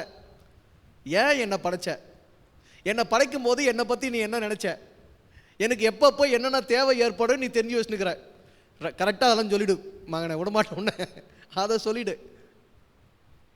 அதை நீ முதன்மையாக்கிக்கிட்டேன்னா இந்த உலகத்தில் உன் பிழைப்பு, உன் வாழ்க்கை ரொம்ப எளிமையாயிடும். ஆனால் நீ உள்முகமாக திருப்பி அங்கே கேள்வி கேட்காம, அவனை பார்க்காம, அவனை சந்திக்காம, அவனோடு நெருக்கப்படாம, அந்த ஆதியை சந்திக்காமையே நீ வெளியே போராடிட்டே இருக்கிற, ஓடிட்டே இருக்கிற, இங்கே தேடுற அங்கே தேடுற, இதை பார்க்குற அதை பார்க்குற, இதை தொடுற அதை தொடுற, இதை யோசிக்கிற அதை யோசிக்கிற, இவன் உனக்கு பிரச்சனை அவன் உனக்கு பிரச்சனை நினைக்கிற. இங்கே எவனுமே உனக்கு பிரச்சனை இல்லை. இந்த பூமியில் உனக்கு உன்னுடைய அறியாமையை தவிர, நீ உள்முகமா திரும்பி உன்னையும் உனக்குள்ள இருக்கிற இறைவனையும் சந்திக்காத அந்த ஒன்றை தவிர உனக்கு வெளியே வேற எதுவும் யாரும் உனக்கு பிரச்சனையே கிடையாது. அதை புரிஞ்சுக்கோ.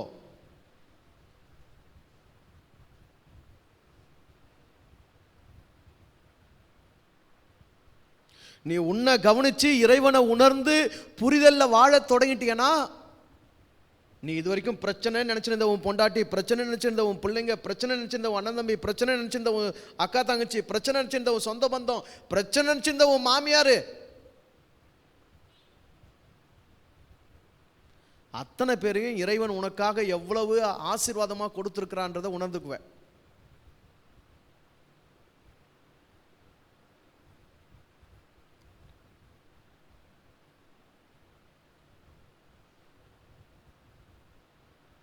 நான் ஏற்கனவே உங்களுக்கு சொல்லியிருக்கிறேன், மறுபடியும் சொல்கிறேன். உங்கள் ஃபோட்டோவை ஒன்று பிடிச்சிங்க, உங்கள் படத்தை ஒன்று பிடிச்சிங்க. நான் எல்லாத்தையும் விளையாட்டு சொல்கிறேனே நீங்கள் நினச்சிக்கிறீங்க, அது உங்கள் பிரச்சனை. நான் ஒன்றும் பண்ண முடியாது. துட்டு வாங்கினு உட்கார வச்சு சொன்னதான் கரெக்டாக ரகசியம் சொல்கிறேன் நீங்கள் நினச்சினுக்கிறீங்க. ஆனால் நான் சில நேரத்தில் துட்டு வாங்காமல் இலவசமாக கூட சில ரகசியம் சொல்கிறேன். அதை நீங்கள்லாம் ஏற்றுக்கிறதே இல்லை. அதனால தான் துட்டு வாங்குறது எவ்வளோ முக்கியன்றது நான் புரிஞ்சுக்கினேன். அழகாக உங்களோட ஃபோட்டோ எடுத்துங்க. பாஸ்டர் சசிகுமார் கூட நேற்று ஸ்டைலாக சூப்பராக சூப்பர் ஸ்டார் மாதிரி ஒரு ஃபோட்டோ எடுத்து போட்டுருந்தார். அழகாக அப்படி ஒரு ஃபோட்டோ எடுத்துங்க. மேலே என்னை பார் யோகம் வரும்னு ஒன்று எழுதிடுங்க. எழுதிட்டு உங்கள் வீட்டில் அதை வச்சுங்க. தினமும் அதை பாருங்கள். வேறு எதையும் பார்க்காதீங்க, எவனையும் பார்க்காதீங்க. உங்களை ஒரு ஃபோட்டோ எடுத்து மேலே என்னை பார் யோகம் வரும் போட்டு உங்கள் வீட்டில் கண்ணாடிக்கிட்ட ஒட்டிடுங்க. தினமும் போய் பாருங்கள். அப்போவாது நீங்கள் உணர்வீங்க, என்னை பார்த்தா தான் எல்லாம் வரும், என்னை பார்த்தா தான் எல்லாம் நடக்கும், என்னை பார்த்தா தான் இங்கே எல்லாமே.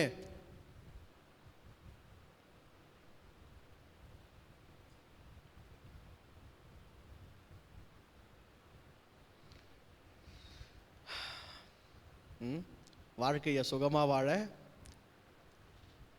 எளிமையாக வாழ, இயல்பாக வாழ, இன்பமாக வாழ இறை உணர்வுக்குள்ளே வந்துருங்க. வந்தால் மற்ற எல்லாமே உங்களுக்கு எளிமையாயிடும். நினைத்தேன் வந்தாய் 100 வயது, கேட்டேன் தந்தாய் ஆசை மனது. எப்படி ஆயிடும் வாழ்க்கை? இப்போதான் நினச்சிங்க வந்துட்டீங்க, இப்போதான் நினச்சிங்க உங்களை கூப்பிடணும்னு நான் நினச்சேன், நீங்களே என்ன பண்ணிட்டீங்க? கூப்பிட்டுட்டீங்க. இப்போதான் அது வாங்கணும்னு நினச்சேன், நீங்கள் வாங்கி வந்து கொடுத்துட்டீங்க. கேட்கணும்னு தோணுச்சுங்க, ஆனால் கேட்காம என்ன பண்ணிட்டீங்க? கொடுத்துட்டீங்க. அவ்வளோ எளிமையாயிடும். ஏங்க, இதே உலகத்தில் உங்களை போன்ற என்ன போன்ற எத்தனையோ ஆயிரக்கணக்கான மனிதர்களுக்கு இந்த உண்மை இன்னைக்கு சாத்தியமாயின்னு தான் இருக்கு. ஏன் உங்களுக்கு எனக்கு ஆகல?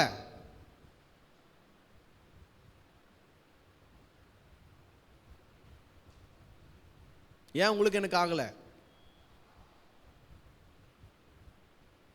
இப்போ என் தேவை என்னன்னே தெரியாம, எனக்கு கிடைக்க வேண்டியது கிடைக்காம, எனக்கு நடக்க வேண்டியது நடக்காம, என்னை ஏக்கத்திலையும் தாக்கத்திலையும் வேதனையிலையும் வெறுப்பிலையும் அவஸ்தையிலையும் அல்லல்லையும் அங்கலாய்ப்பிலையும் துன்பத்திலையும் தவிப்பிலையும் கவலையிலையும் கஷ்டத்திலையும் நெருக்கத்திலையும் என்னை அல்லோலப்பட விட்டு அவஸ்தைப்பட விட்டு அலைய விட்டு வேடிக்கை பார்த்து சிரிக்கிறான் அந்த இறைவன். எனக்கு கொடுக்கறதுக்கு அவனுக்கு வக்கு இல்லையா? லாய்க்கு இல்லையா? தகுதி இல்லையா? இல்லை அவன்கிட்ட இல்லையா?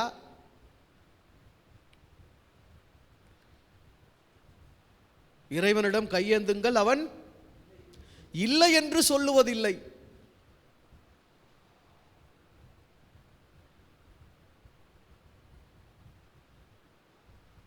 எதை இல்லைன்னு சொல்றதில்ல? எதை இல்லைன்னு சொல்றதில்ல? எனக்கானது எதுவோ அதை அவன் இல்லைன்னு சொல்ல முடியாது. ஏன்னா அது யாருக்கானது? அது யாருக்கானது? எனக்கானது. உனக்கானதை உனக்கு இல்லைன்னு எப்படி அவனால் சொல்ல முடியும்? உனக்கு இல்லைன்னு சொல்லிட்டா உன்னை போல வேற யார் இருக்கிறான் யாருன்னா கொடுக்கறதுக்கு? அப்ப அதுவே என்ன ஆயிடும்?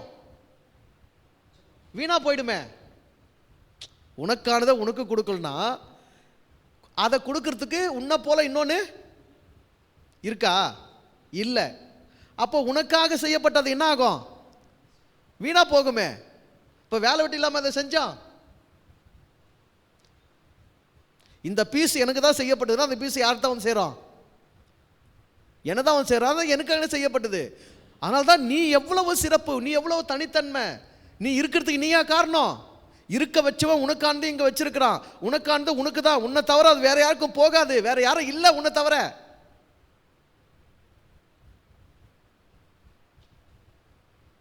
இதை உணர்ந்துக்கிட்டா உனக்கு சுகம், வாழ்க்கை, இளைப்பாறுதல், ரெஸ்ட். இந்த ரெஸ்ட் இன் பீஸ் இந்த வார்த்தை எப்போ தெரியுமா போடுறான் மனுஷனுக்கு? மனுஷன் சேர்த்துட்டு பிறகு போடுறான். அதை கூட ரெஸ்ட் இன் பீஸ்ன்னு முழுசாக டைப் பண்ணுறது கிடையாது எவனோ. இப்போ ரிப்பு RIP போட்டு விட்டுறான். சாவு செய்து வந்தால் வாட்ஸ்அப்பில் மனுஷன் அதிகபட்சமாக வருத்தம் தெரிவிக்கிறது என்னதான்? ரிப்பு. அதை சொல்லுங்க. எல்லாம் ரிப்பு. Rest in peace. அப்ப மனுஷங்க என்ன முடிவு பண்ணி வச்சிருக்கிறான்? அடுத்த மனுஷனுக்கு என்ன உண்மையை எங்க உணர்த்திட்டு இருக்கிறான்?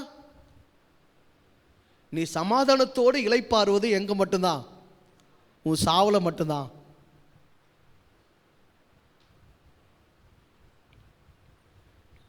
அப்ப அத்தனை பேரும் என்னதுக்கு ஆசைப்படலாம்? சாவ ஆசைப்படலாமே. எதுக்கு வாழ நினைக்கணும்? எதுக்கு வாழ நினைக்கணும்? ஏன்னா சாவு தானே சமாதானத்தோடு இளைப்பாறுதலை கொடுக்குது. நோ, உன்னுடைய அனுதின தூக்கமே ரெஸ்ட் இன் பீஸ். உன்னுடைய அனுதின இரவு தூக்கமே எப்படிதான் அமையணும்? சமாதானத்தோடான இளைப்பாறுதலாக தான் அமையணும். அந்த அளவுக்கு உன் வாழ்க்கை எளிமைப்படணும், இன்பப்படணும், இயல்பு படணும். நீ நினைச்சா நடக்கணும், நீ நினைக்கிறது உனக்கு கிடைக்கணும். உனக்கானது எதுவோ அதை மட்டுமே நீ நினைக்க கற்றுக்கணும். இதெல்லாம் எப்போ நடக்கும்? இறைவனை அனுபவிக்க உணர இறை உணர்வில் இந்த இன்பமான வாழ்க்கை உனக்கு அமைஞ்சிட்டே வரும். உன்னுடைய முயற்சி, உன்னுடைய பயிற்சி எதுக்காக மட்டும் இருக்கட்டும்? உன் ஆதிய, உன் ஆண்டவனை, உன் நாயகனை, உன் காதலனை, உன் கணவனை, உன் மனைவிய, உன்னுடைய நிரந்தர சொந்தத்தை, சாவாலும் உன்னை விட்டு பிரிக்க முடியாத அந்த நிரந்தர சொத்தை அடைகிறதுல நீ அக்கறையாயிரு. உனக்கு வெளியே இருக்கிற அடுத்த வாழ்க்கையெல்லாம் உனக்கு சுகமாக மாறும்.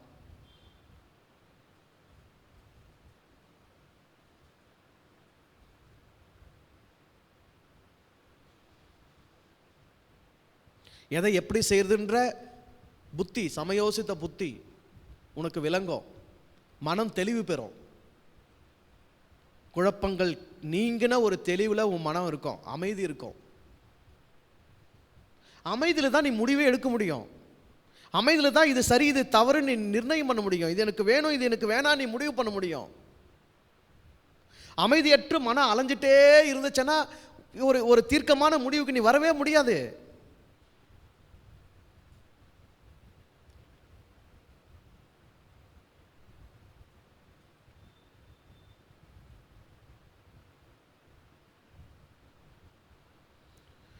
இதோ எந்தன் தெய்வம் முன்னாலே நான் ஒரே ஒரு புன்னகையில் கண்டேனே, பாசமுள்ள பார்வையிலே கடவுள் வாழ்கிறார், அவர் கருணையுள்ள நெஞ்சினிலே கோயில் கொள்கிறார். உனக்குள்ள, உனக்கு முன்னாடி, உன்னில் பாசமா, கருணையா, இரக்கமா, அமைதலா இறைவனின் இருப்பு இருக்குது. எல்லாம் எவன் ஒருத்தனுக்குள்ள இருக்குதோ அவன் ஒருத்தன் உனக்குள்ள இருக்கிறான் போது ஏன் உன் வாழ்க்கை இப்படி இருக்கு?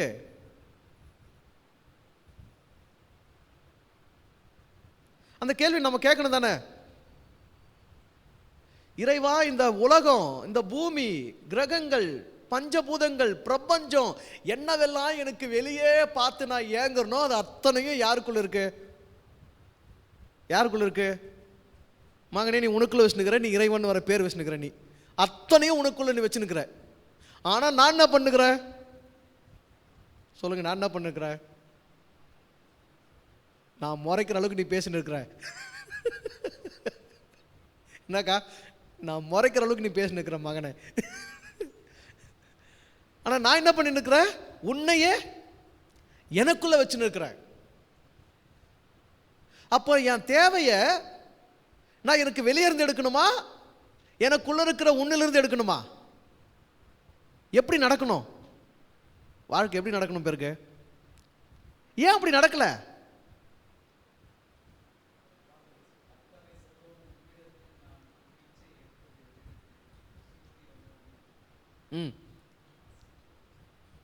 இந்த பாட்டு ஒன்று இருக்குல்ல, மகிழ்வோம் மகிழ்வோம் தினமாக மகிழ்வோம், இயேசுராஜன் நம் சொந்தமாயினார்,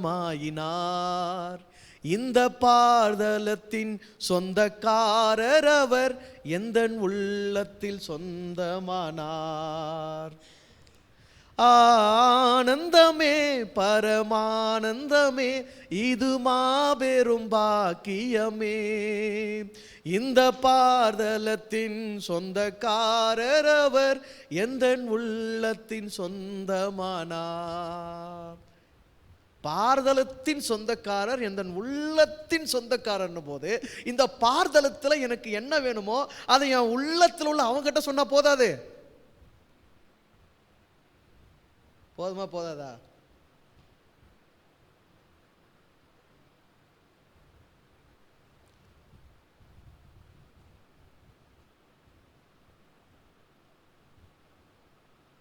திடீர்னு ஒரு பாட்டு ஞாபகம் வந்தது.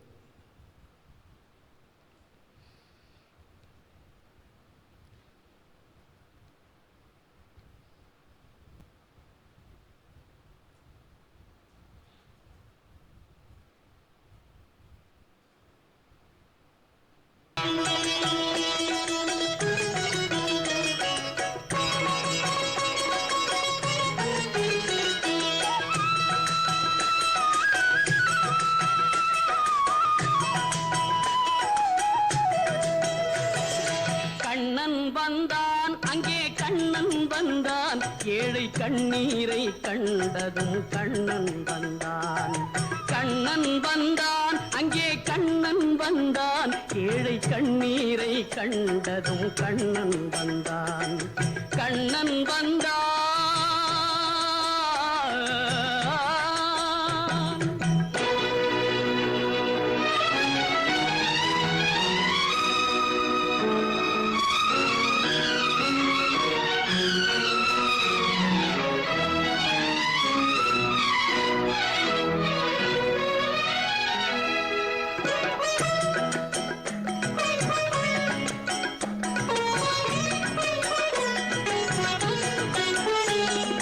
தேடி நின்ற கண்களிலே கண்ணன் வந்தான், தீபம் ஒன்று கையில் கொண்டு கண்ணன் வந்தான். தேடி நின்ற கண்களிலே கண்ணன் வந்தான், தீபம் ஒன்று கையில் கொண்டு கண்ணன் வந்தான். கேட்டவர்க்கு கேட்டபடி கண்ணன் வந்தான், கேள்வியிலே பதிலாக கண்ணன் வந்தான். தர்மம் என்னும் தேரில் ஏறி கண்ணன் வந்தான், தாழாத துயர் தீர்க்க கண்ணன் வந்தான். கண்ணன் வந்தான், மாய கண்ணன் வந்தான், கண்ணன் வந்தான். கண்ணன் வந்தான் அங்கே கண்ணன் வந்தான், ஏழை கண்ணீரை கண்டதும் கண்ணன் வந்தான். கண்ணன் வந்தான்.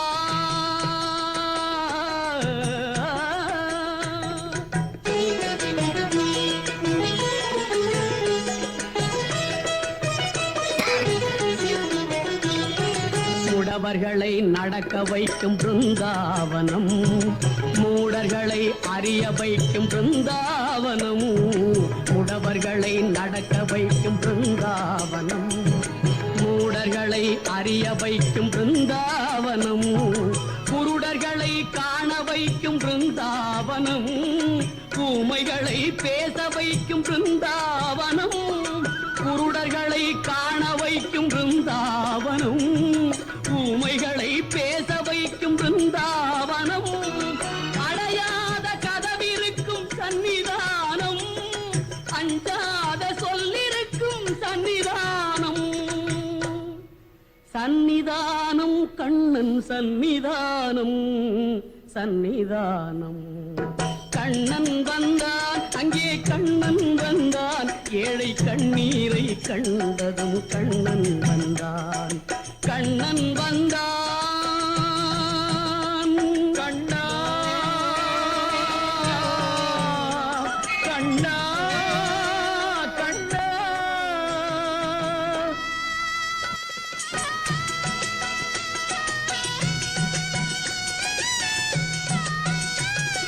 கருணை என்னும் கண் திறந்து காட்ட வேண்டும், காவல் என்னும் கை நீட்டி காக்க வேண்டும். கருணை என்னும் கண் திறந்து காட்ட வேண்டும், காவல் என்னும் கை நீட்டி காக்க வேண்டும். கனிமழலை குரல் கொடுத்து பாட வேண்டும், கண்மறைந்த தாயும் அதை கேட்க வேண்டும். கனிமழலை குரல் கொடுத்து பாட வேண்டும், கண்மறைந்த தாயும் அதை கேட்க வேண்டும்.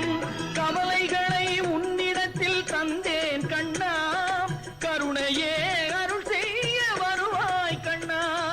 கவலைகளை உன்னிடத்தில் தந்தேன் கண்ணா, கருணையே அருள் செய்ய வருவாய் கண்ணா. கண்ணா கண்ணா கண்ணா கண்ணா. கண்ணன் வந்தான் அங்கே கண்ணன் வந்தான், ஏழை கண்ணீரை கண்டதும் கண்ணன் வந்தான். கண்ணன் வந்தான், கண்ணன் வந்தான்.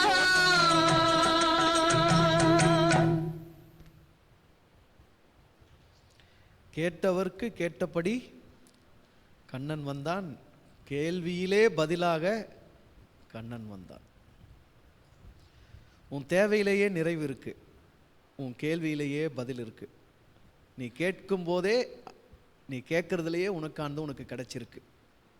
எப்போ எப்போ அந்த கண்ணங்கட்ட நீ இருந்தேனா, இதெல்லாம் நீ எங்கேருந்து கேட்கணும்? கண்ணங்கிட்டிருந்து கேட்கணும், கண்ணன் உணர்வுலேருந்து கேட்கணும். கண்ணன்னா என்ன? கண்ணன்னா என்ன? புல்லாங்குழல் வச்சுட்டு, மயில் இறக வச்சுட்டு,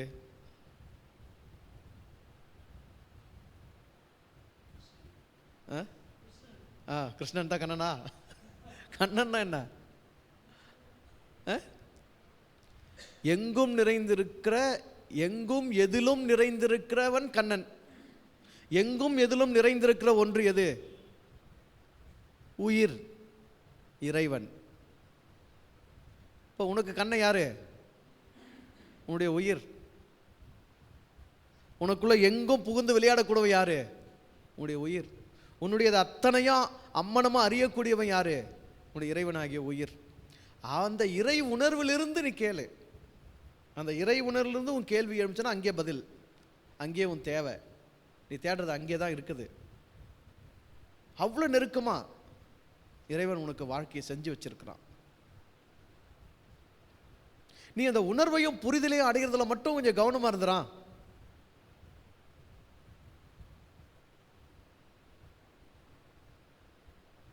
ஒவ்வொரு நாளும் எதை உணர்றியோ, இறைவா என்னை பிறக்க செஞ்சியே நன்றி, என்னை இருக்க செஞ்சியே நன்றி, என்னை எங்க வைக்கிறியே நன்றி, இந்த நாள் எனக்காக விடிஞ்சிருக்க நன்றி,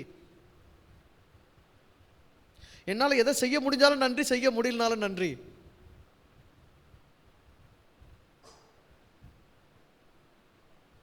அந்த உணர்வுக்கு நீ வந்துடு.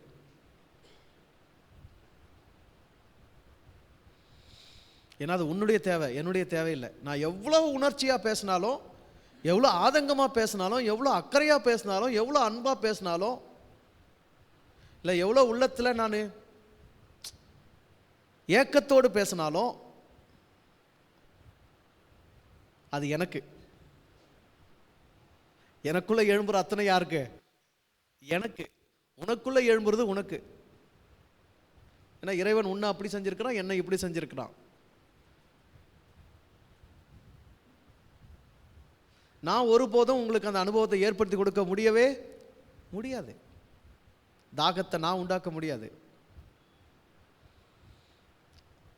ஆனா உண்மை என்ன? தாகமுள்ள எவன் மேலும் தண்ணீர்.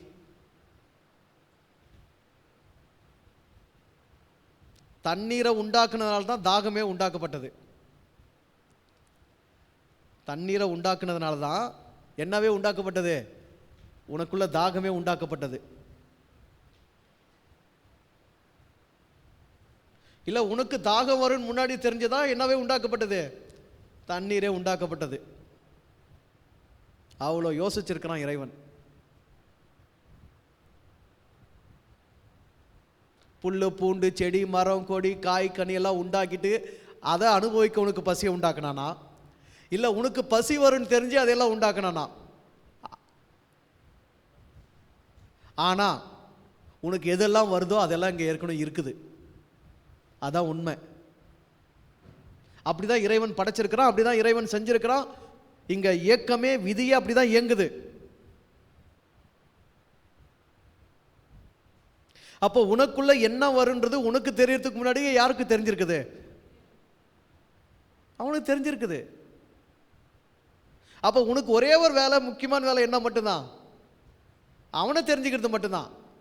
ஏன்னா அவனுக்கு தான் உன்னை தெரியும். உன்னை முழுசா உணர்ந்தவன், உன்னை முழுசா தெரிஞ்சவன், உன்னை முழுசா புரிஞ்சவன், உன் தேவை என்னான்றதை தெரிஞ்சவன் அவன் தான்.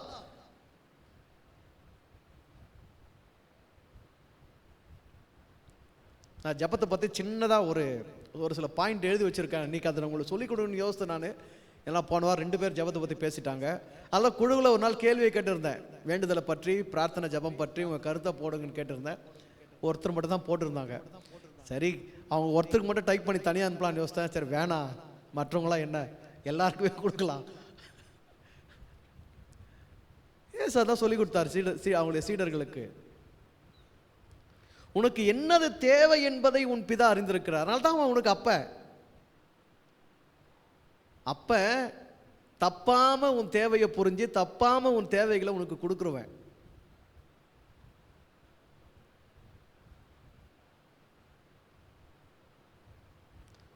மீண்டும் சொல்கிறேன், உங்கள் மனதில் ஆழமாக பதிச்சுங்க.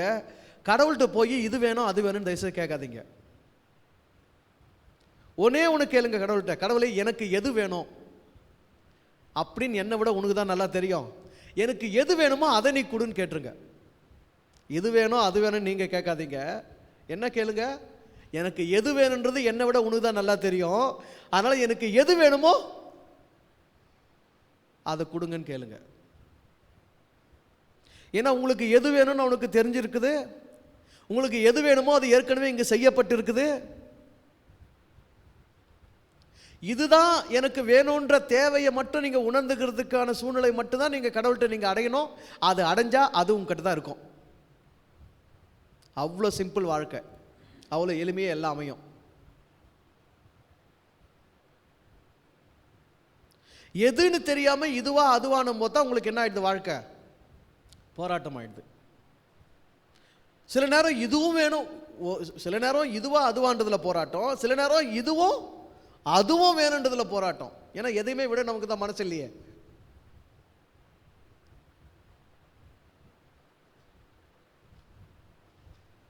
கிளி மாதிரி பொண்டாட்டி இருந்தாலும் குரங்கு மாதிரி ஒரு ஒப்பாட்டி வேணுமா?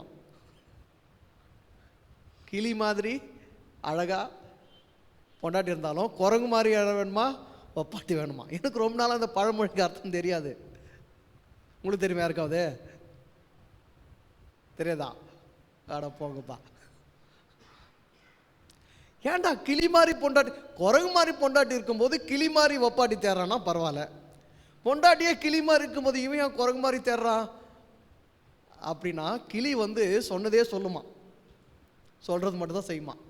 ஆனால் குரங்க பூரி பிராண்டி அது அது இஷ்டத்துக்கு என்ன பண்ணுமா, சொல்கிறதுக்கு மேலே செய்யுமா. அதனால் கிளி மாதிரி பொண்டாட்டி கிடச்சா அவன் என்ன தான் தேடுவானா, குரங்கு மாதிரி தேடுவானா. அப்பா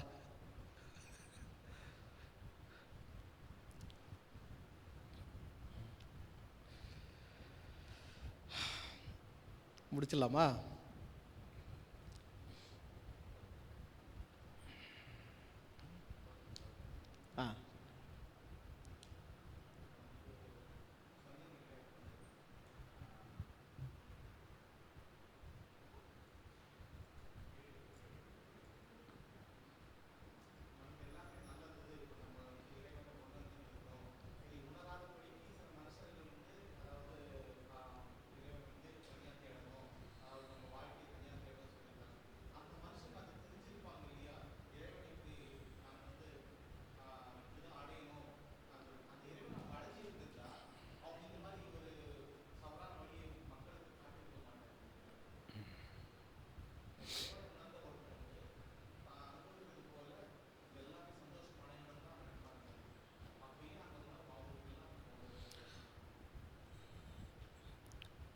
இறைவனை உணர்ந்து அனுபவிச்ச எவரும் அடுத்த மனிதனுக்கு தீங்கு செஞ்சிட்டெல்லாம் போக முடியாது. அப்போ தீங்கு செய்யப்பட்டிருக்கு, வஞ்சகம் செய்யப்பட்டிருக்கு, ஏமாற்று செய்யப்பட்டிருக்கு அப்படின்னா அவங்க இறைவனை அடைஞ்சவங்க இல்லை. அடைஞ்சவங்களை வச்சு இவங்க ஒரு வியாபாரத்தை உருவாக்கி இருக்கிறாங்க. இப்போ உதாரணமாக இயேசு இறைவனை அடைந்தவர், இயேசு இறைவனை அனுபவித்தவர், இயேசு ஞானம் அடைந்தவர், இயேசு ஞானத்தில் மூழ்கினவர், இயேசு ஞானத்தை உபதேசித்தவர், இயேசு சீடர்களுக்கு ஞானத்தை கற்றுக் கொடுத்தவர், போதனை செய்தவர்.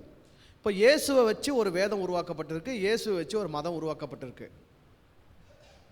இயேசுவிடத்தில் கற்றுக்கொண்டவர்கள் வேதத்தையும் உருவாக்கல, மதத்தையும் உருவாக்கல.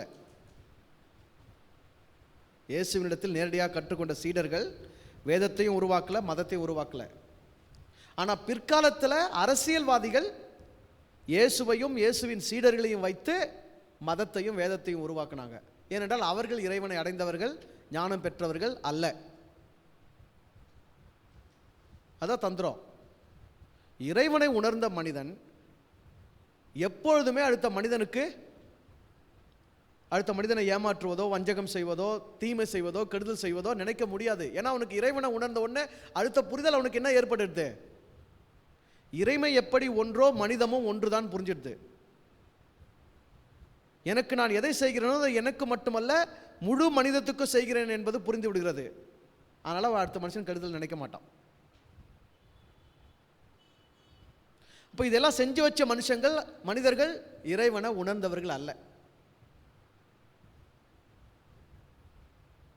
இறைவனை பற்றி நீங்கள் ஒரு உண்மையை உணர்றதுக்கும் புரியறதுக்கும் முன்னாடியே அறிவில் உங்களுக்கு வெளிச்சமாயிட்டாவே என்ன ஆயிடுவீங்க? பயம் வந்துடும். நான் எப்படி எனக்கு தெரியாத, எனக்கு புரியாத, நான் அனுபவிக்காத இதை சொல்லி அடுத்தவரை ஏமாற்றுவது அப்படின்னு உங்களுக்குள்ளே தயக்கம் வந்துடும். ஆனால் அது கூட வராமல் சுதந்திரமாக அவங்க தைரியமாக செய்கிறாங்கன்னும் போது அவங்க இறைவனுடைய அறிவுக்கே இன்னும் வரல. ஆனால் என்ன அறிவு இருக்கு? உங்களை என்ன ஏமாத்துறதுக்கான அறிவு இருக்கு.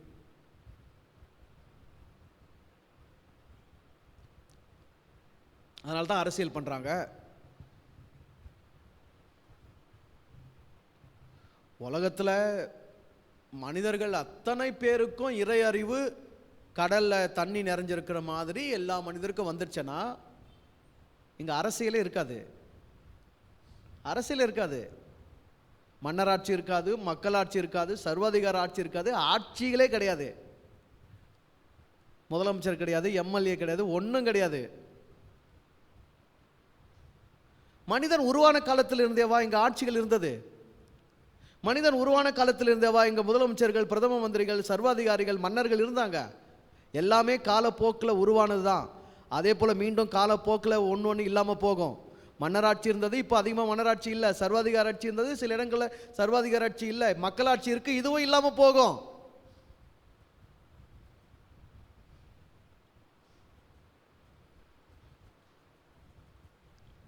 அனைத்து மனிதரும் அந்த புரிதலுக்கு வரணும். சரியா? அதனால்தான் அனைத்து மனிதருக்கும் அந்த வாய்ப்பை ஏற்படுத்தி கொடுங்க. உண்மையை காதால கேட்குற ஒரு வாய்ப்பு, ஒரு சந்தர்ப்பம், அது மட்டும் தான் என் கையில் இருக்கு. நான் தான் செய்ய முடியும்.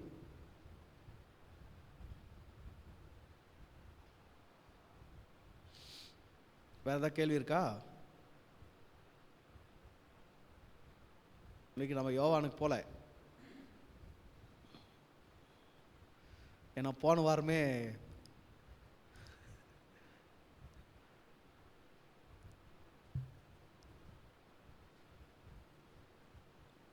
எப்படி ஜீர்ணிக்க முடிஞ்சதா?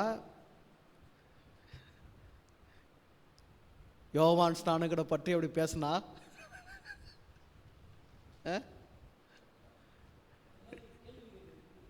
கேள்விகள்?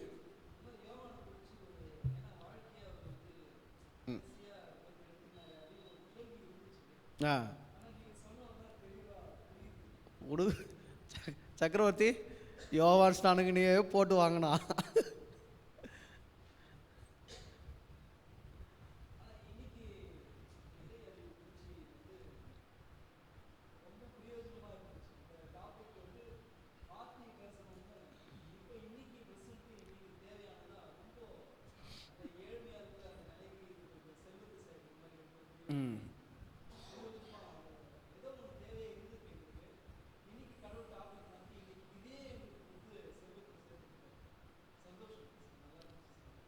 நன்றி.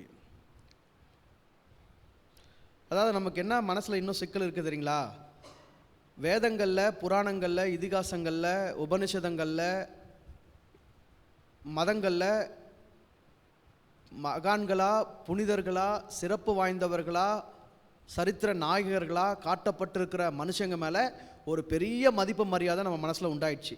காலாகாலமாக அதை சமூகம் என்ன பண்ணிடுச்சு? மதம் நமக்குள்ளே வளர்த்து விட்டுடுச்சு. சரிதானே? நிஜமாக கண்ணுக்கு முன்னாடி உயிரோடு, ரத்தத்தோடு, சதையோடு ஒரு மனுஷன் உட்காந்து பேசினா அவனை பற்றி கூட குற்றமாக நினைக்க நம்மளால் முடியுது. இப்போ என்னை பற்றி குற்றமாக நினைக்கிறது உங்களுக்கு எவ்வளோ எளிமையாக நடக்கும் தெரியுமா? அவ்வளோ எளிமையாக நடக்கும். ஆனால் இதோ யோவானை பற்றியோ, இல்லை தாவீதை பற்றியோ, இல்லை பேதுருவை பற்றியோ, யாரை பற்றியும் உங்களால் என்ன பண்ண முடியாது? குற்றமாக நினைக்கவே முடியாது. அந்த அளவுக்கு நாம் என்ன பண்ணப்பட்டிருக்கிறோம்? வளமாக கட்டப்பட்டிருக்கிறோம். எழுத்து நாயகர்கள் மேல் நம்முடைய எண்ணம் வலிமையாக கட்டப்பட்டிருக்குது. அதனால நிஜமாக உயிரோடு, ரத்தத்தோடு, சதையோடு வாழ்கிற மனுஷங்களுடைய உண்மைகள், புனிதங்கள், சிறப்புகள், விசேஷங்கள் நமக்கு என்ன பண்ண மாட்டேங்குது, புரிய மாட்டேங்குது.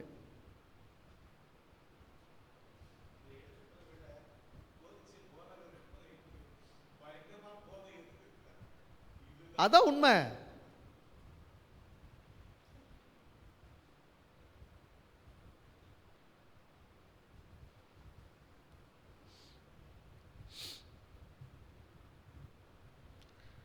ஆனால் நிஜத்தோடு வாழ பழகிட்டா, நிஜத்தோடு வாழ பழகிட்டா நிழலை பற்றி நமக்கு என்ன இருக்காது, அக்கறை இருக்காது. நிழல் வரும் போவோம், நிழல் நிஜம் அல்ல, நிழல் நிஜம் அல்ல. புதிய ஏற்பாட்டுக்கு பழைய ஏற்பாடு நிழல்னாங்க, புதிய ஏற்பாட்டுக்கு பழைய ஏற்பாடு நிழல்னாங்க. ஆனால் இறைவனை உன்னுள் புரிந்து கொண்ட, இறைவனை தன்னுள் புரிந்து கொள்ளுகிற மனிதனுக்கு முழு வேதமும் நிழல்.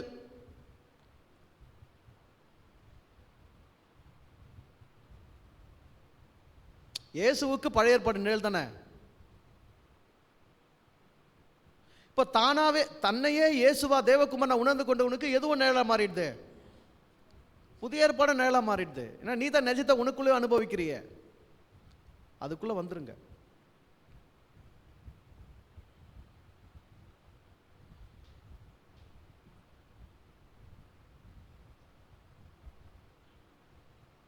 வேற ஏதாவது கேள்வி இருக்கா?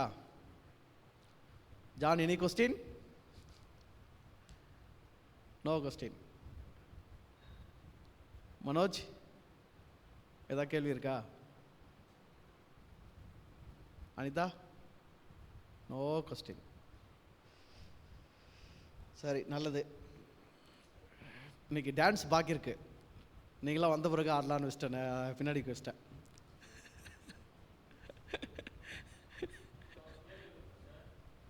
சொல்லு ஜான்.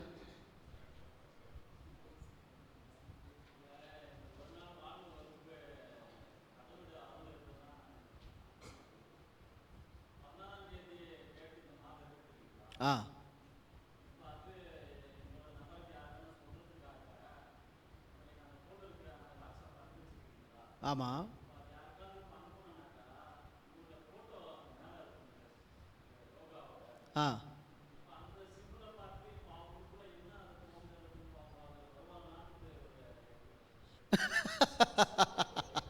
வர இருந்தவங்களை கூட உன்னை போட்டு வராம பண்ணிட்டேன்றியா?